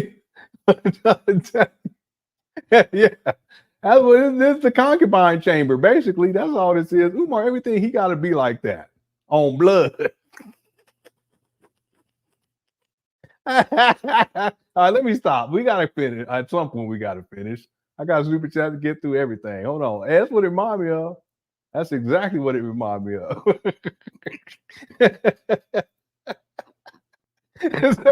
Miranda says the roof gone. He said, I'm screaming. Consciousness over cookies, hidden cameras. What's going on? He said something else though too. He said something. One time he said business over back shots. I said, you freak, oh, you freak. Who talks like that? But he said something else in this one. I forgot what it was. But that ceiling boy, it's gone. The money gone, the ceiling gone. Look at this. He said renovation. But I'm not even gonna bring that up. Last year, nobody donate. We ain't never get a contractor yet to come in and donate. You know what I'm saying? True. I know that for a fact. He's such a liar. It is what it is. You know what I mean? We ain't crying. We just gonna keep going. You are crying, you big old baby. You up here tricked off millions of dollars. What you expect? Well, not million, 1.5 maybe. This is what you get. Looking up. Look at him. Look at it. Look at the ceiling. Oh, he went outside. Hold on a second. Thanks, Miranda, for super chat. Okay, I'm gonna get the super chats after. Once he gets outside, I'll take a break to get the super chats. All right, we're gonna keep on pushing, family. We're gonna keep on pushing, family. Yeah, we wonder why. What's up, Dominique? Building institutions ain't easy. Black Anonymous. But it must be done. Building institutions isn't easy, but it must be done. Building institutions. This is the main office. Secretary, assistant secretary. Chamber. The main office. Look at the ceiling. I'm sorry, I'm gonna let it play. This is the secretary. My 3 secretaries. I said secretaries. I didn't say wives, fellas. We must stay focused. I said this is the secretary's chamber. This is the secretary's chamber. You come right here to the window, register your child. You feel me? You come to the window and register your child. We got the windows covered right now, family. What? You feel me? The secretary's chamber. That's the queendom right there, the FDMG queendom, family. Boy, this place looks like FDMG. It looks like a dungeon. He just did paint. Look at the red with the. This is leading out of the front door. These poor kids, they're gonna come in. The first thing they see is red. What are you doing, Umar? Queendom right there, family. We must stay focused, brothers. It's all about business. It's all about business. This is so ridiculous. 215-989-9858. Why we got almost 800 people in here this late? Oh, well, some people ain't got to work tomorrow. We're going to be back tomorrow. 215-989-9858. 215-989-9858. That's a good point, Vixa. But all of this is framed around women because he wants to continue to sexually exploit black women. That's all this is. It's a freak off joint. Basically, this is his kicking spot. That's all it is. 858. Now he's setting the alarm like he used to do years ago. Can y'all believe this? Oh, it actually works now. Back in the day, he used to act like it was work. He didn't even have electricity in the building, but it works now. Go ahead, Umar. 5.5 years. Let me be fair. 5 years and 4 months.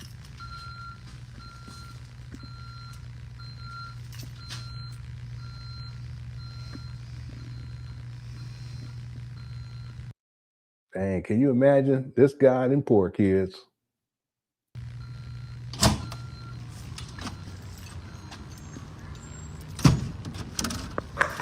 Oh, yes.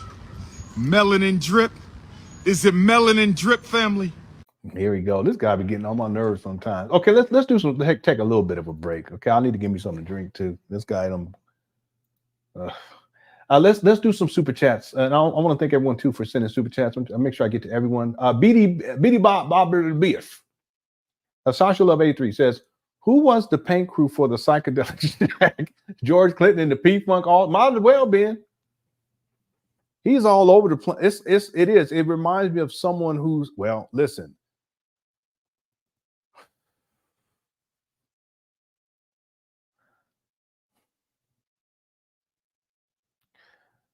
Who thinks to paint all these different colors and the types of colors that he's painting in? It's all over the place. Who thinks to do that? And once it's done, I mean, you can paint over it, but why do that in the first place? It actually looked better before he painted. Most recently, it looked better. And now it looks like someone on a psychedelic trip. You walk through the, listen, Sasha, if a child walks into a room or a building, and when they take their first step in there, everything, the walls are all red. What are y'all? How is that going? Come on now, that's crazy. Umar ain't got no sense. Why did he even think to do that? There should be no red, anything painted red walls, none of that. But see, why did he use red? Because that's the leftover paint from when they painted in the gym. That's why. It's almost like this guy is working backwards. You know what I mean? Like if you had a child and you want to enroll them, you're gonna pay $500 a month. You go enroll them, and you walk in, and the first thing, everything's red walking in. You're gonna be like, what? But this guy literally, he's working backwards. He actually has devalued this project by the things that he does, including this color scheme, the color scheme that's like a psychedelic trip type of thing. These kids, you can't do that to these kids. He ain't got no sense. But that also shows you he ain't never dealt with no kids. He ain't never been no school. He's I'll run a school. He ain't never ran no school. Listen, there's no school that you can go to where you got these types of colors that are all over the place. Just all over the place. It's not going to happen. Now, some schools that have bright colors here, bright colors, especially kindergarten or if it's daycare. But this guy got strong colors that like red, blood red. That's crazy. Yeah, dude, it's just like a psychedelic trip. That's what I'm saying. It's hard for me to understand the mind of a person that would even think to do something like this. But maybe he didn't think about it at all. Maybe he figured, hey, listen, I'm just going to paint with the paint I have. Whatever paint I have left, I'm going to use it. So I don't have to pay any money to go get any new paint. That's what I think happened. And he could have conceptualized, but if he conceptualized painting stuff so it looks like this, I don't understand any person who has a mind that would do something like that. That's crazy. So thanks for the super chat, Sasha Love. Yeah, I used to love me some George Clinton, especially when I was in college the first time. I used to listen to him all the time. Thank you for the super chat. Appreciate it. Young people don't know about that. Okay, let me get to these ones from earlier. I'm really behind, and then we'll get back to the video and start winding down and closing down. Thanks for becoming a member. I got that one earlier. Who remember when Umar said he was going to make the woman teacher sign NDAs? Umar will forever be about raw cash and raw. Yeah, you're right. That may have been the video that I was playing, but there's another video where he does that, the NDA stuff, and then there's also another video where he's talking about he wants a sexy office. See, the whole idea for Umar is about sexual exploitation. So the idea of them, parents of these children coming in, or even secretaries or whatever coming into the school, he's saying, listen, I want you to sign NDA. So if something pop off, you can't say nothing. Well, even to be thinking like that, that just goes to show you where his intent is at and where his mind is at. It's not about educating black boys. It's about crushing cookies. That's all this is about. Okay? Thanks, Black Wolf, for the super chat. Let me do these quickly. Lenon, check Mike TV on YouTube. He has a 2-hour video condemning Umar. I'm sure he probably had, and you guys have noticed there's a lot of people right now speaking out about Umar.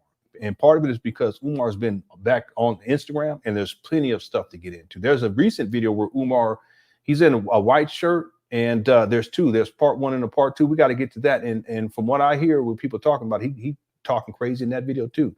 Umar provides so much content. And the truth is that the more people who speak out about Umar, the better. Okay. Thanks for super chat, Barry. I appreciate it.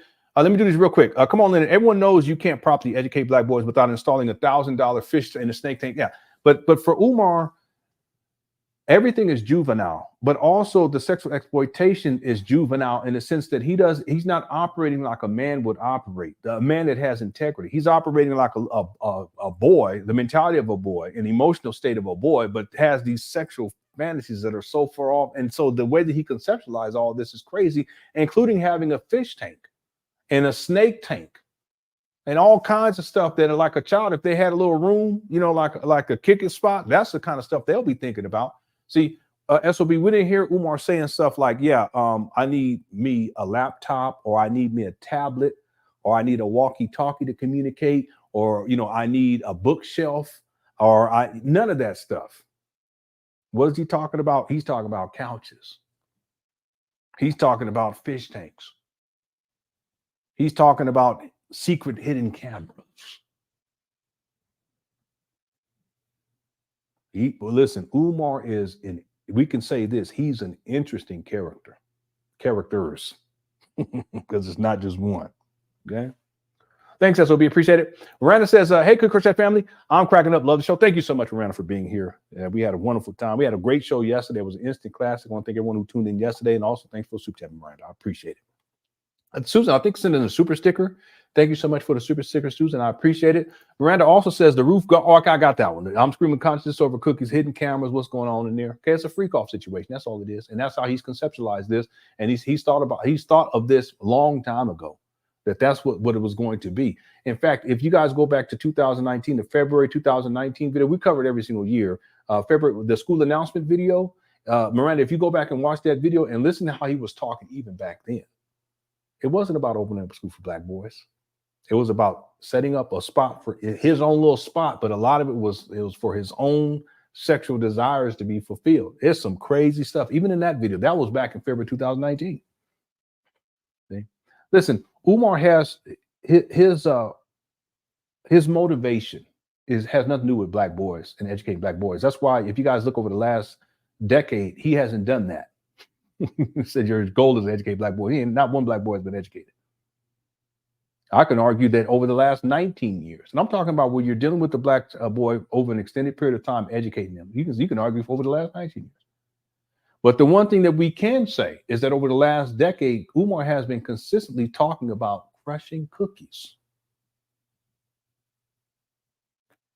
because that's what his intent is. He just uses the school and the idea of teaching black boys to prop himself up as a savior figure, and then hopefully get women to come through. I guess they want to put their boys in the school, but then they got to send him money. But ultimately, he want to crush their cookies too. That's what this all comes down to, and it's really that simple. This whole thing is really that simple. It's not complex at all. This guy, he's a hustler, but he's also he's a predator when it comes to preying on black women and seeking to sexually exploit him. And he's been like that. I'm not going to say always, because I don't know. I haven't seen enough receipts, but I can say for sure over the last 15 years that's been what he's been about. Okay. Thanks, Miranda, for the super chat. I appreciate it. Let me just make sure I got to everyone, because we had a whole bunch come through today and also yesterday too. Thank you all so much. And I want to make sure that I got to everyone. If I'm missing anyone, I apologize. Matter of fact, let's go ahead and continue with the video. If I'm gonna look through here one more time and just to make sure that I got through everyone. Okay. And again, thanks, Miranda, and everyone else in the super chat. Here we go. Is it Melanin Drip? This is the Prince of Pan Africanism, live and direct on Prince of Pan Africanism Parkway, Ifa Tunde Boulevard, Dr. Papa Parkway. We in the building, Wilmington, Delaware. Stand up. We're trying to get the school done for the boys and then later on for the girls. Are you with me, family? Are you with me, family? I just want to know, I need somebody to cut the grass. Anybody want to make some money cutting the grass? Here we go, cutting the grass again. Tunde.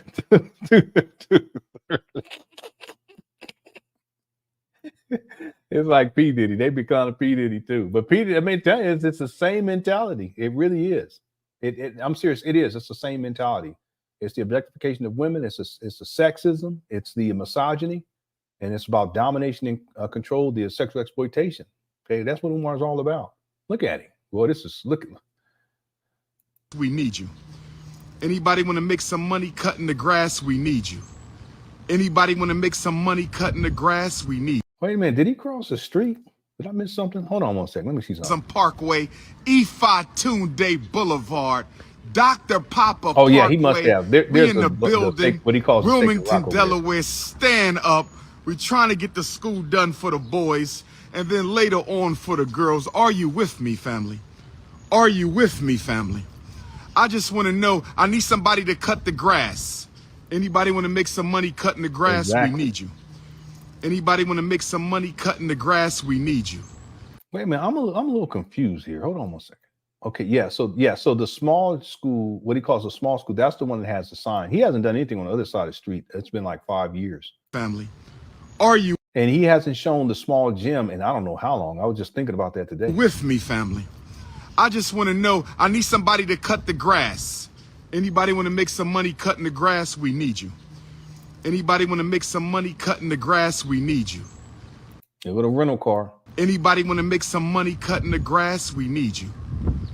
Anybody want to make some money cutting the grass? We need you. Text me if you got a lawnmower and you want to make some money this summer. Where your sons at? Your nephews at who need to make a couple dollars? Okay? How y'all doing, family? If you know anybody who cut grass, I need somebody to cut the grass for me. Might know a young boy want to make some money. Send him my way. No doubt. All right, King. All right. Mm-hmm.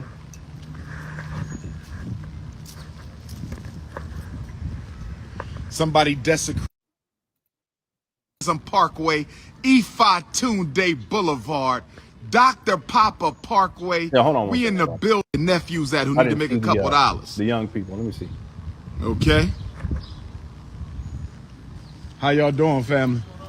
If you know anybody who cut grass, I need somebody to cut the grass Oh, he for me. doesn't Might show know a me. young boy want to make some money. Send him my way. No doubt. All right, King. All right.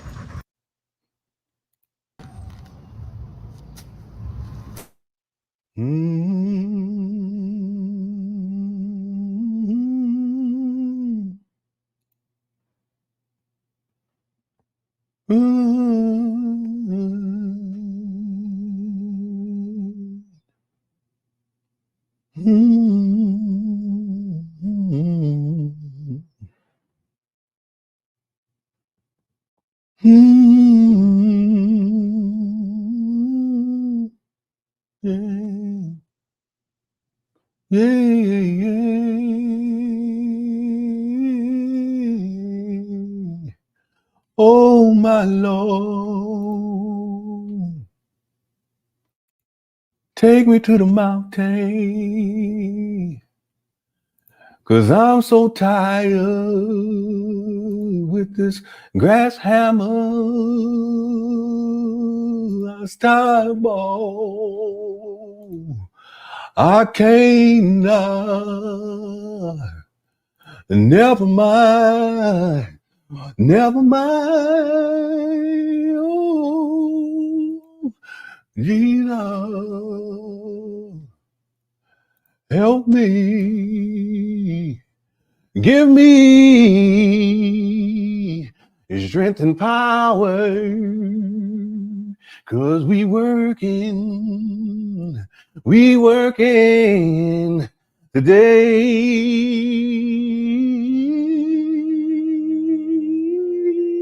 We gon' cut it down. We gon' cut it down. Whatever it is. Whatever it is. Whatever it is.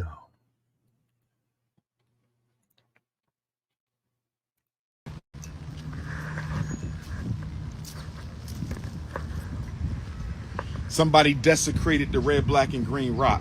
Here we go. The paint down here. They came and chipped away at the red, black, and green. There's always something. Sister Pilar redid after the last I told y'all it was Sister Sharon and Pilar that did it. I told y'all. assault. Who Did he say the last assault?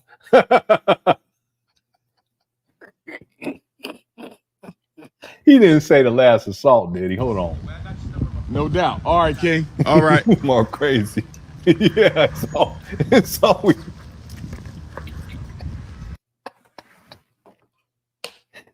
Well, y'all better put out an APB on Father David family. That's what you need to do.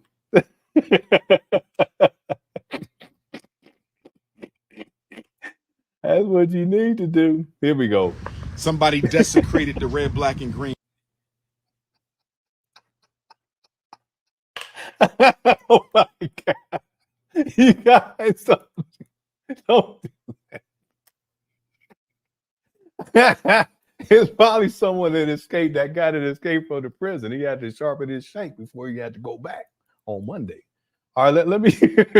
Yeah, that's right. You better. Y'all crazy. Y'all crazy. I know. Y'all are now. You see it, Junior.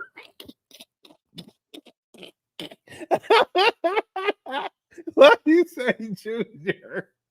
You singing and Junior slinging. Well, that's funny right there. Woo, okay. Yeah, who wanted to cut it himself? Why you calling him Junior though? I know. Y'all crazy, boy. Thanks for having. Okay, we got to get going here. Let me let it play. You can see the paint down here. They came and chipped away at the red, black, and green that Sister Sharon and Sister Pilar redid after the last assault. Who desecrating the RBG? He said the last assault. Boy, this is crazy. Umar's something else. That rock got his cookies correct. Who came over here and chipped off the paint on the Honorable RBG rock, the sacred stone of the Frederick Douglass Marcus Garvey Academy? Somebody chipped it out. Yeah, Somebody chipped it out, brothers and sisters. What's up, Black Mario? Somebody chipped it out. Ladies could come cut the grass. How we doing, young fellas? If y'all know Ladies can cut the grass. Now he's asking young guys. anybody with a lawnmower that cut the grass, I'm looking for a young brother to cut the grass and make some money. So split the word out, all right? My name is Dr. Umar. This is my school, your school, our school. If y'all know any young brothers who cut grass, I want y'all to. He's such a weirdo.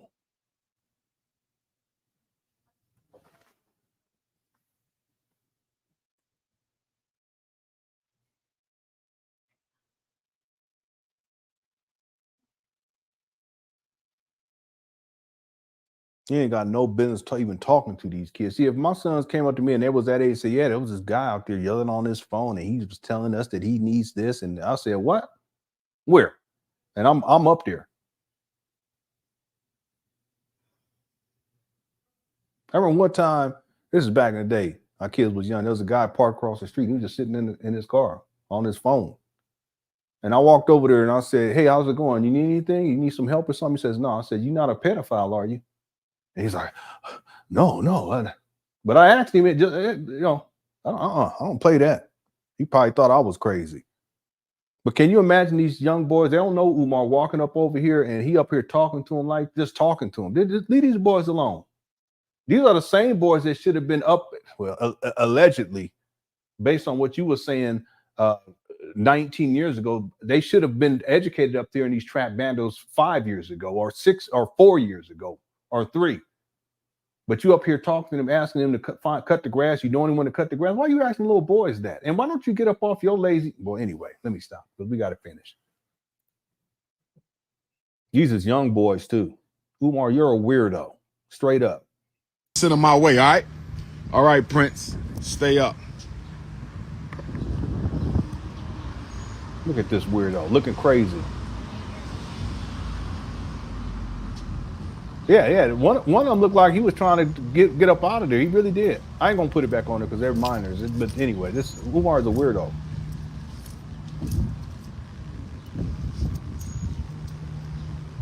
That's become a new member, mind boss. I think you're coming back. 2-1 melanin drip. Thanks so much. Melanin drip. Melanin drip. He walking in the middle of the street.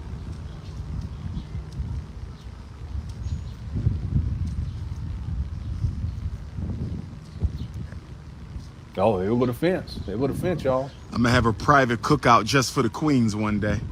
right here in the sacred FDMG park. I'm gonna have a private. So now the park is sacred. Everything all overgrown. But you notice he says for the queens. He ain't talking about the men. Cookout just for the queens this summer. Who coming to the private Dr. Umar cookout? Alpha males. Umar got a gang of cables too. Y'all can hang out too. I'm not gonna keep all the queens to myself. Alpha males. There you go. Alpha males, y'all could come to the Dr. Umar cookout. I'm going to be having a cookout this summer.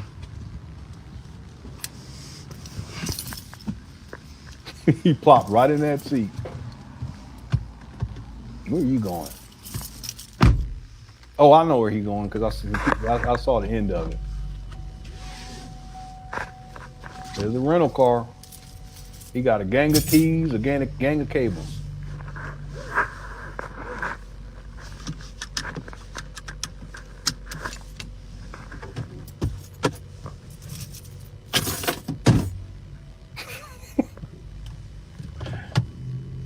Here you go.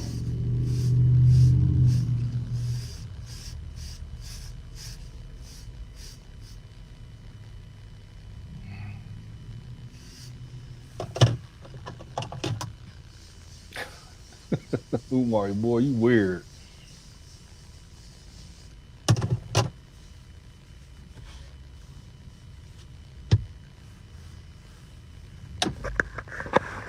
I'm waiting on him to get a perm.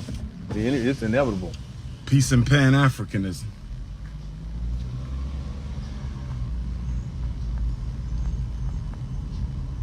Well, it is. It is. It stink. That's what it is. I need somebody to cut the grass.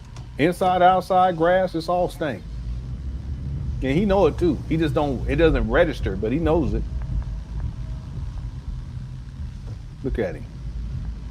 Well, he's real paranoid. That's one of his mental health problems. He's just paranoid.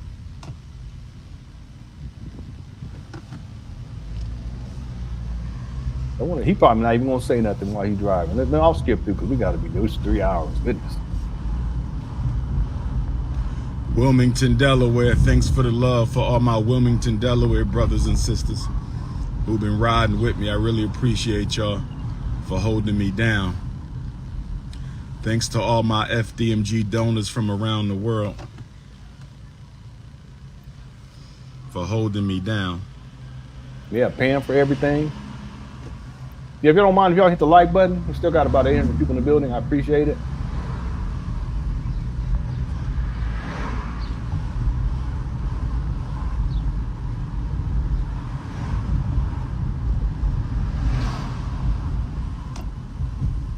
Yeah, I'm gonna skip through. He probably ain't gonna say nothing.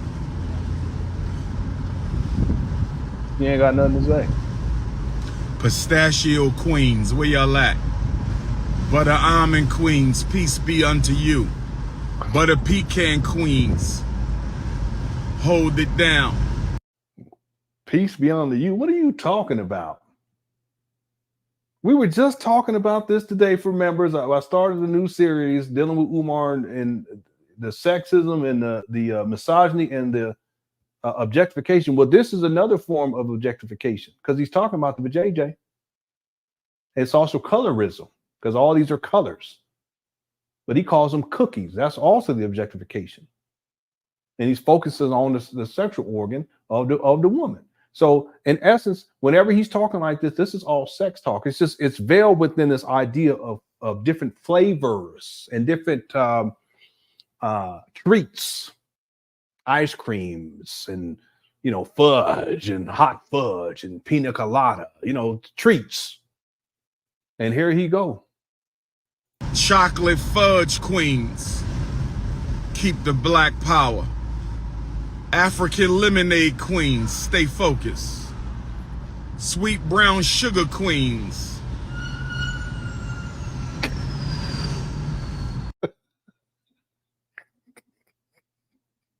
I remember hot guacamole. What are you talking about? What are you talking about? Sloppy gelato. What does that mean? Come on. Yeah, he said African lemonade. That's the real light skinned one. That's what he talking about. But all this is colorism too. Okay? Yeah, he hungry. He hungry. He's those are the leche queens. Okay. Kit Kat, warm. He did say warm peanut butter one time. He sure did. He said warm salt too. Yeah. Mm-hmm. He ain't never said, what's up, Bradley? He ain't never said Kit Kat queens, though. I wouldn't be surprised. He did say pistachios. Yeah, he said pistachio. He's sriracha. What are you talking about? Coffee plant. What?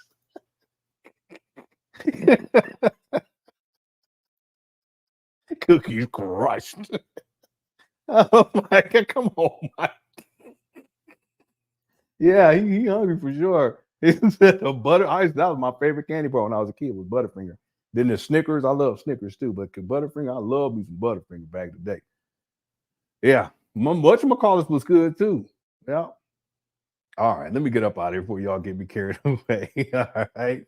Oh my devil cream queen. All right, here we go.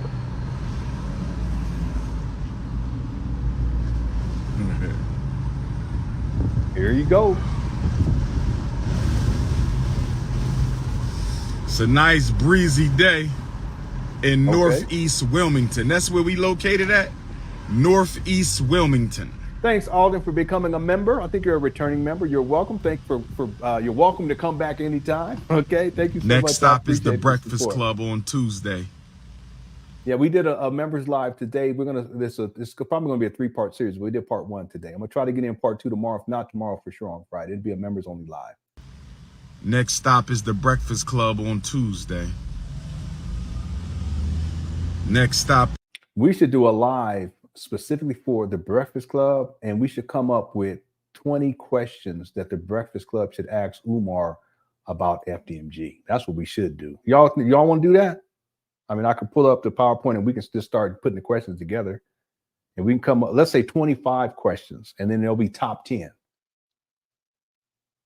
I think that'd be good. Not that they would see it, but just to put it out there in advance if he actually goes on there. Because there have been times he said he's going to be on Breakfast Club. He don't even be on Breakfast Club. I think that would be. What day did he say? He said on Tuesday. I think it'd be a good idea. Yeah, I think it'd be a good idea. He said Tuesday because we can do it. Well, we would have to do it on either Monday or Friday. Yeah, we should do it on Friday because tomorrow we're supposed to have information. Man, I didn't get his picture though, but I can still put I can put up the actual live. I can put it up today, but just not have his picture for now. And then when he sends it, I can update the thumbnail. But that's going to be for tomorrow. We can plan that for Friday. That could be a Friday show. We can take our time with the list, but we'll put together a list of 25, and we'll do top 10 out of the 25. And then we can discuss why those questions are important. And then we'll see what happens if he's on the Breakfast Club and see if they ask. The last couple of times, they didn't even ask him about FDMG because they already know. He probably told him, don't ask me about FDMG because he just out here looking foolish with it. He's still looking foolish to this day. And you go back to the first Breakfast Club interview, and they was all, oh, you're going to open up a school? You remember that? Man, they know this. They know this is a scam. Now, question number 9, Umar, you still haven't got 3 weeks. Yeah. By the way, does anybody remember what video that was where he said he had 3 weeks of work? That he did say it on the Breakfast Club, but he said it in another video too. I got to find that video. He said there was only 3 weeks or 2 weeks. I think he said 3 weeks worth of work done, but the black people didn't know what they was doing or whatever. You know how you do. Can you do an auction bid for life? I could. I ain't done that in a long time.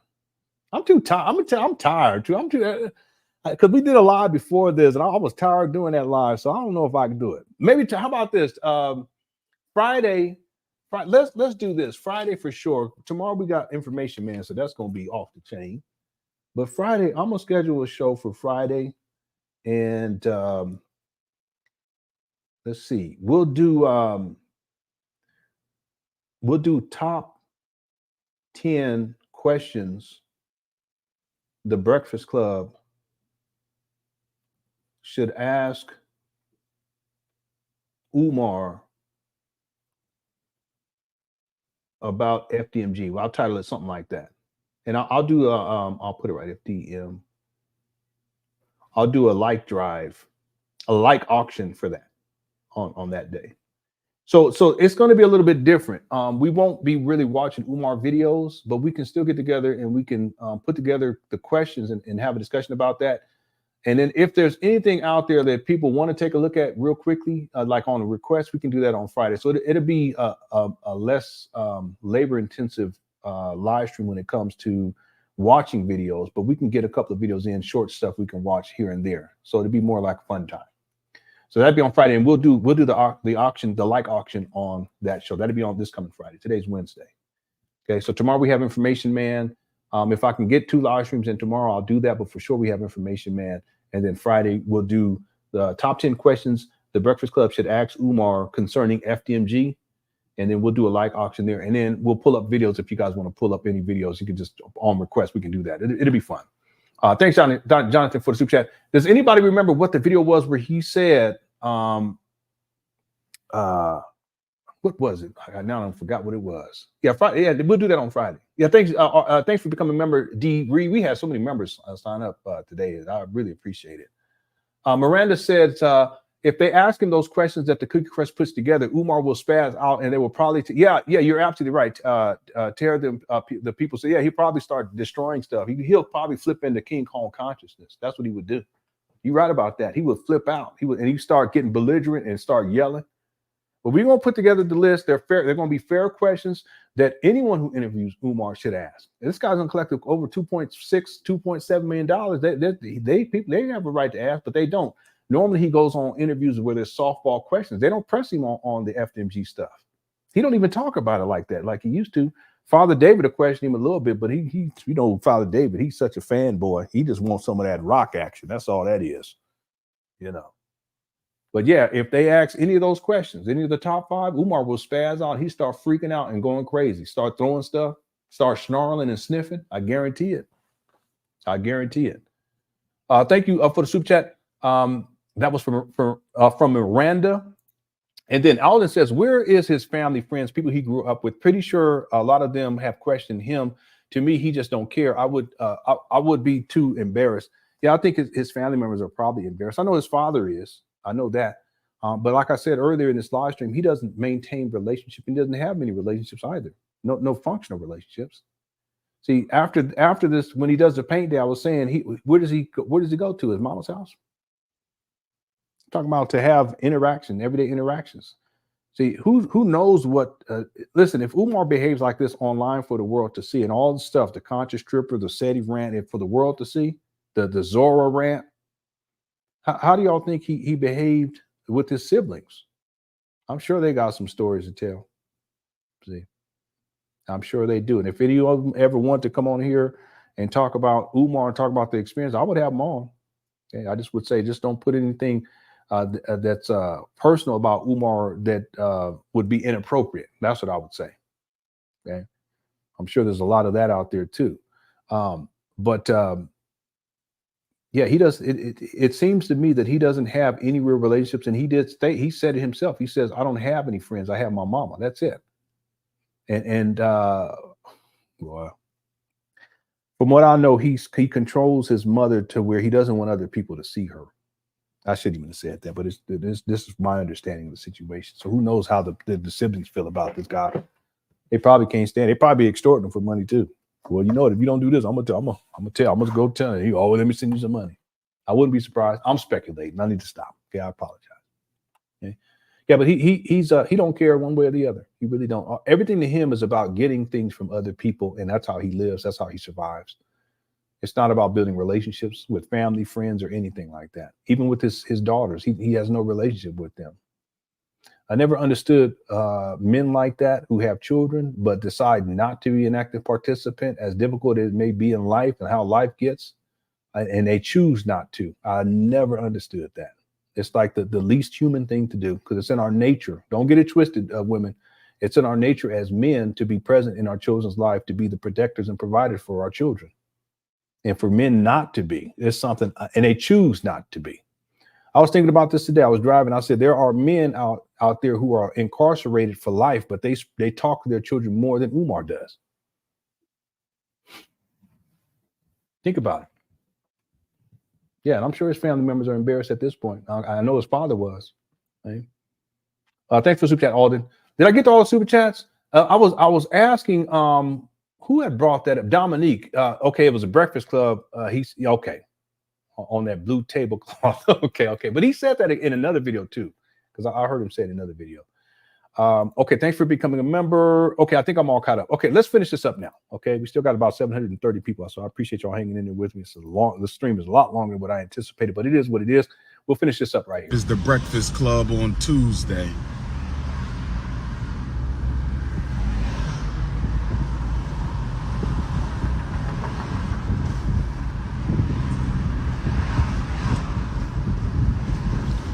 What's for dinner? I don't know. Wow.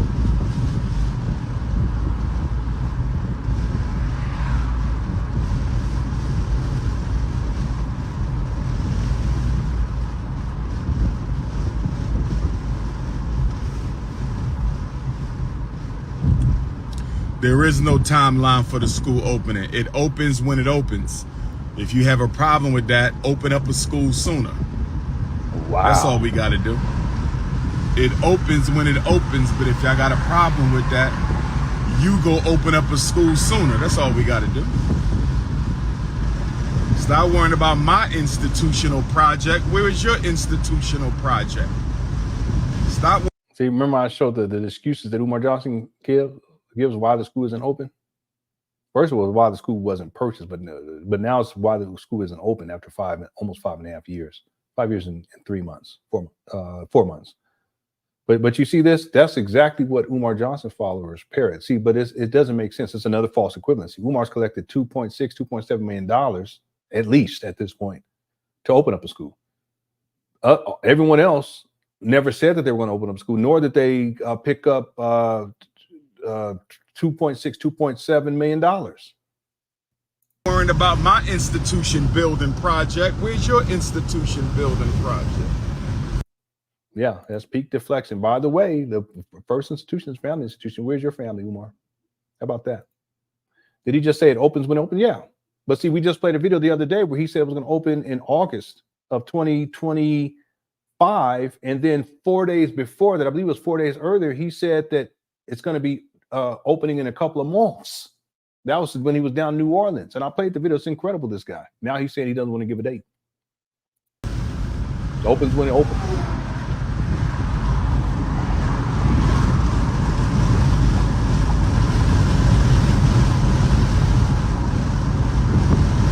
I stand in solidarity with my Congolese Africans. I stand in solidarity with my Kenyan Africans. We got a revolution in Kenya, and I'm all for it. We got a revolution in Kenya. Africans rising up against the corrupt Negro power structure. I stand in solidarity with my Kenyan.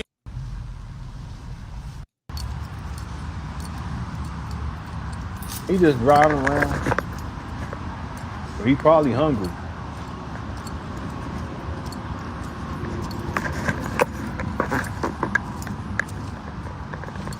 Oh yeah, I know where he's going.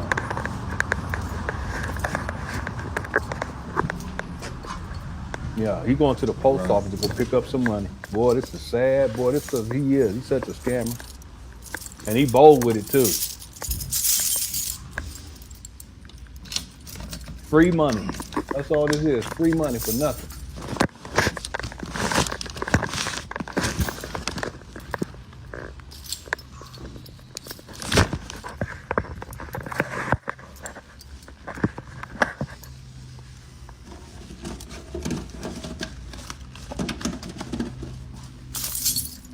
Yeah, he picking up that money. Gotta check the FDMG mail, brothers and sisters. Gotta check the FGMG mail, brothers. Send your check or money order P.O. Box 9634, Wilmington, Delaware. Boy, this guy, he's something else. He's something else.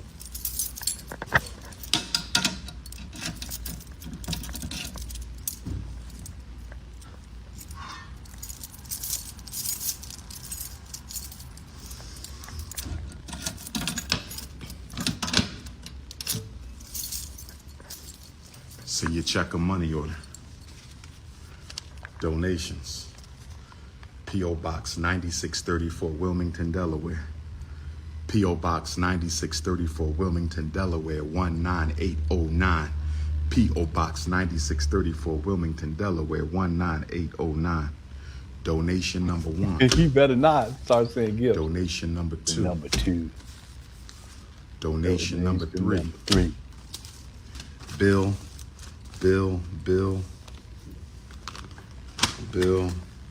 Well, Bill.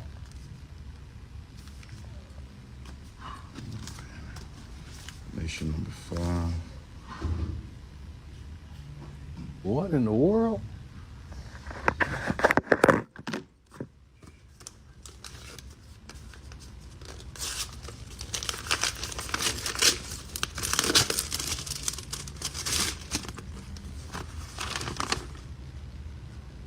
Uh-oh. Yeah, that's another bill. Something going on. He got shook. Donation number 6.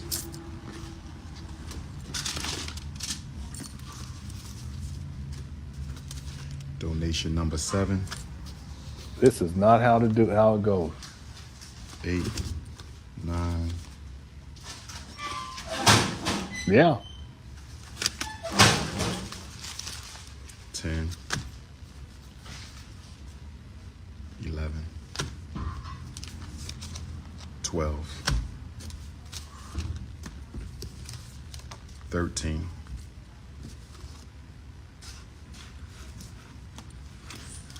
14,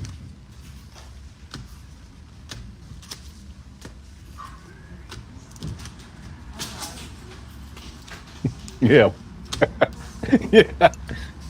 He said we. Oh, that's your bill.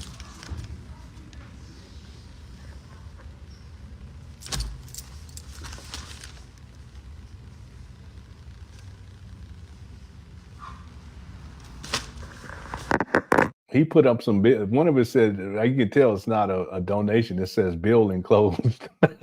Did y'all catch that? He tried to act like he got. Who are funny? Yeah, he mad at the bills. He got a gang of them too.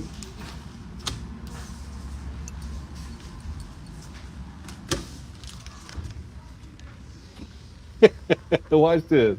He gonna put the bills with him. It looked like he got more bills than he did donations. Yeah.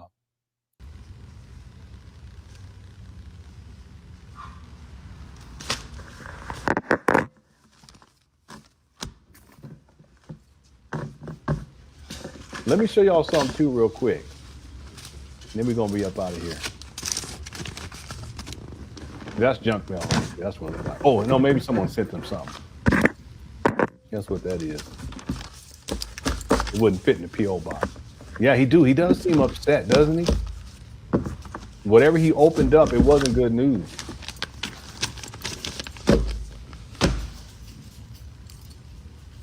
But speaking of real quick, and this is almost done. It's like 2 minutes left. But speaking of donations, I want to show you, and I've shown this to people. Pocket Watch with JT covered this a couple of years ago, but there's new information out for 2022, the fiscal year ending 2022. Okay, this is Umar Johnson's designated 501c3 Frederick Douglass Marcus Garvey Leadership Academy, FDMG Academy.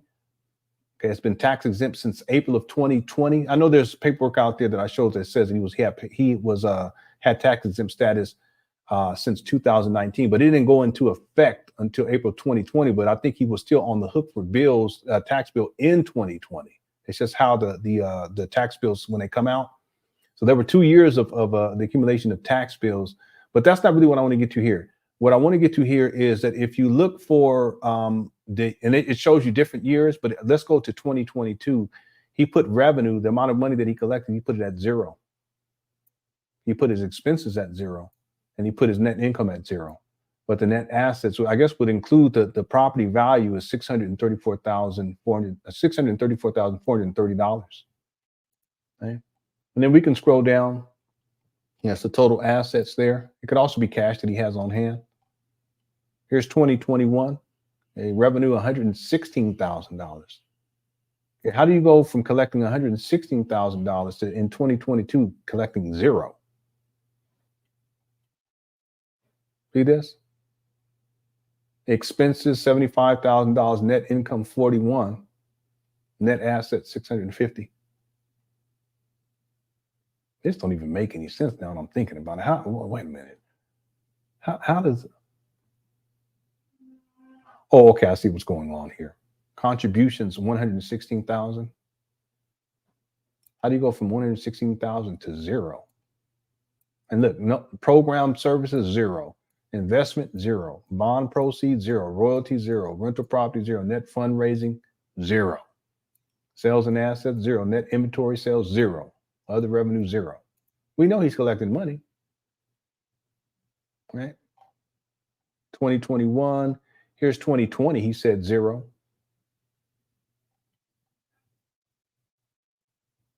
There's other ones too. I think there's 2000. Yeah, there should be one for 2019. Yeah, I have it because I put it up before. There's actually PDF files. We ain't gonna get into all that. Just want to point out because he's talking about all the money that he's collecting, and he's reporting to IRS for the year 2020 that he didn't collect any money, and he said he didn't collect any money from 2022, and who knows what he's gonna say for 2023. It's a scam. Okay, let's finish this up. Here we go. Thank you.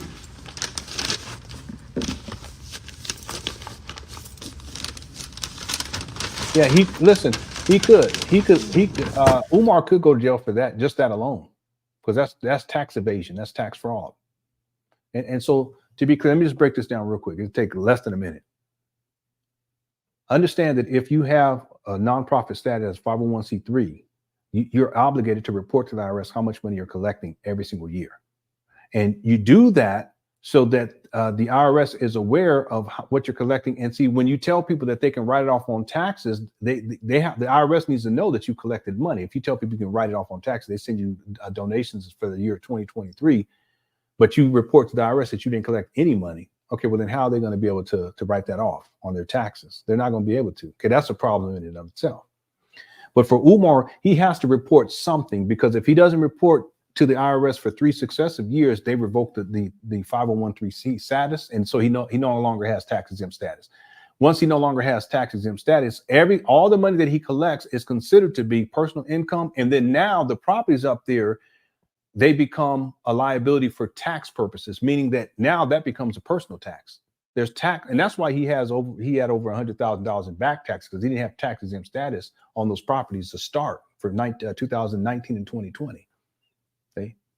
So this is all to say that if he doesn't report to the IRS for 3 successive years, then they revoke his nonprofit, and now he's on the hook for taxes on those properties. It's a lot. It's a lot.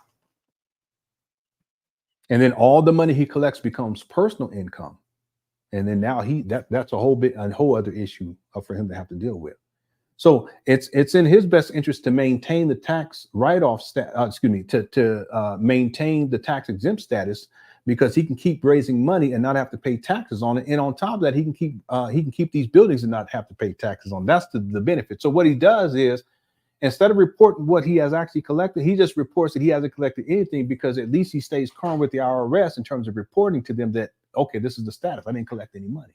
But it's still tax evasion and tax fraud, because he's lying to the IRS saying that he didn't collect any money for that year. And if he does that for 3 successive years, if he doesn't report for 3 successive years, they revoke the tax exempt status. So he needs to report something. But instead of being honest with how much money he's collected, which is the big issue, and that's why this is all a scam. That's what I've been trying to tell people for such a long time. Instead of being honest about it, he lies about it and said he collected 0. See, if he keeps saying I've collected 100,000, 150,000, or if I collected 200,000, at a certain point the IRS is going to say, okay, well, where's all this money going? But if you say I collected 0, they're not going to look into that unless they're reporting that someone tip them off, says, hey, wait a minute, he is collecting money, and now y'all need to look into this. And they may have already started that process. Ain't no telling. But exactly, Umar is a scammer. Okay. And I already told people if he goes down for something, it's more than likely it's going to be for this. Okay? The IRS taking screenshots right now for when he says he didn't get money right now, for when he says he didn't get money right now, when he didn't get money right now, family. Okay. Yeah, and Pocket Watcher with JT covered this. It's just he had the earlier years, but the same rule applies. Umar's still doing the same thing today. And it's a problem. It's a serious problem. And if he ever gets hemmed up, this will be the reason why. And when it happens, I want to hear people saying they're trying to tear a black man down or it's a conspiracy or any of that stuff. No, Umar's been scamming and he's trying to dupe the IRS too. You keep playing games. Keep playing games. See, you can fool the people, and that's what he's been doing. But you go to IRS at a certain point, it's people have to understand the IRS doesn't have an extensive reach. Right. And they have to pick and choose who they're going to go after. And there's what they call bigger fish to fry. There's people who they done collected $40 million. They have $1 billion over the course of 10 years. Well, Umar, he's 2.6, 2.7 plus his black people. So, hey, it is what it is. But at some point, it's going to hit the fan. OK, it's inevitable. Thank you. Ayo Jojo. Ayo Jojo. I appreciate it. OK, we're going to finish this up right here and we're going to be done. Thank y'all for hanging in there. It's a long live stream. It's supposed to be an hour and a half, but it is what it is. Here we go. And thanks everyone else who sent in super chats, Cash App, and PayPal. I appreciate the support. Make sure y'all can, if y'all hit the like button as we close out the show.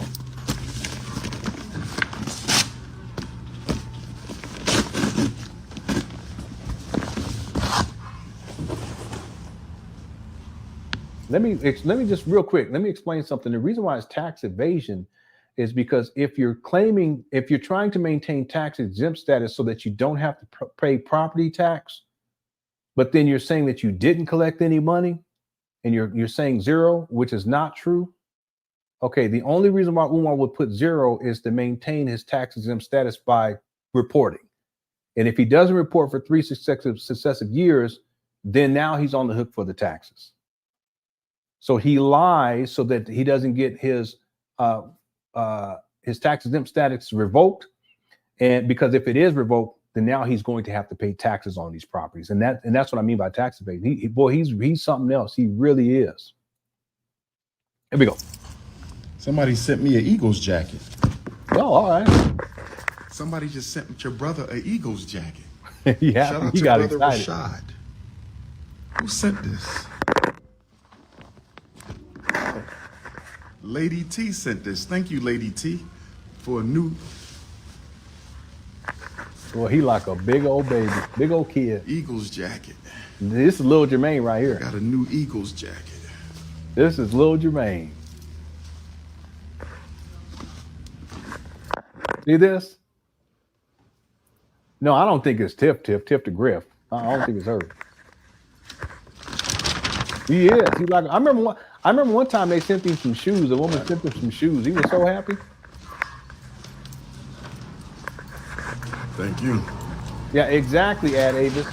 See that? He'll tell black people that you shouldn't be wearing all this, and it's the white system and the white supremacy, and the NFL is NBA is a suspect, and you shouldn't be. But he will wear him some Philadelphia Phillies, the Philadelphia Eagles. He wear different sports teams. Okay. Who is Lemon? I'm your daddy. That's who I am, okay? I'm messing with you. It look like the Umar Johnson supporters in the building tonight. I'm your daddy, that's all. So don't worry about it. I'm just playing. Here we go. I apologize. I shouldn't have done that. I'm sorry. I'm gonna tell you, I've been cutting up yesterday and today. I've been cutting up too much. I'm sorry, whoever that was. I apologize. Here we go. Yeah, that's right. You better say my name the right way. It's Lemon Horror, Lenon Horror.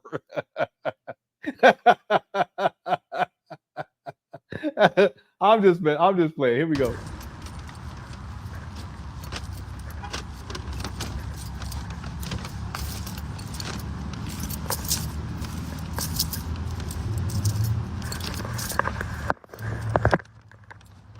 That's right.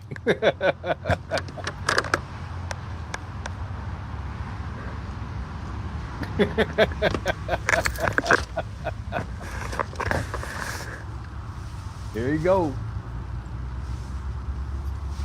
Yeah, it's funny. I got a lot of O's and N's in my name. You know, I noticed that.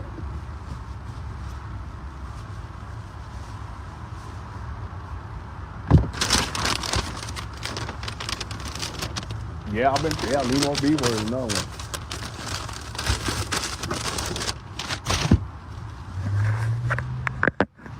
What are he doing? He's all over the place. There's supposed to be a walkthrough. Where's the actual? I mean, it's supposed to be a walkthrough. He's doing everything they're walking through. You know, as we close out, what I find interesting is that he's live streaming all this. It's almost like he needs people. He wants people to be online with him. That's his way for comfort. But if you think about it, he just had the paint day, so he had people around him. And once it's all over with, he has to come back to himself. So now he's live streaming himself going to the post office. Not really saying much. Yeah, that's what it is. He's lonely. I feel bad for him sometimes, but you know, it's his own making.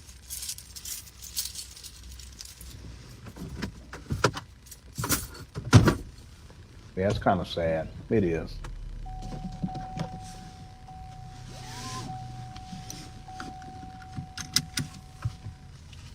Well, at least he can go get him something to eat now.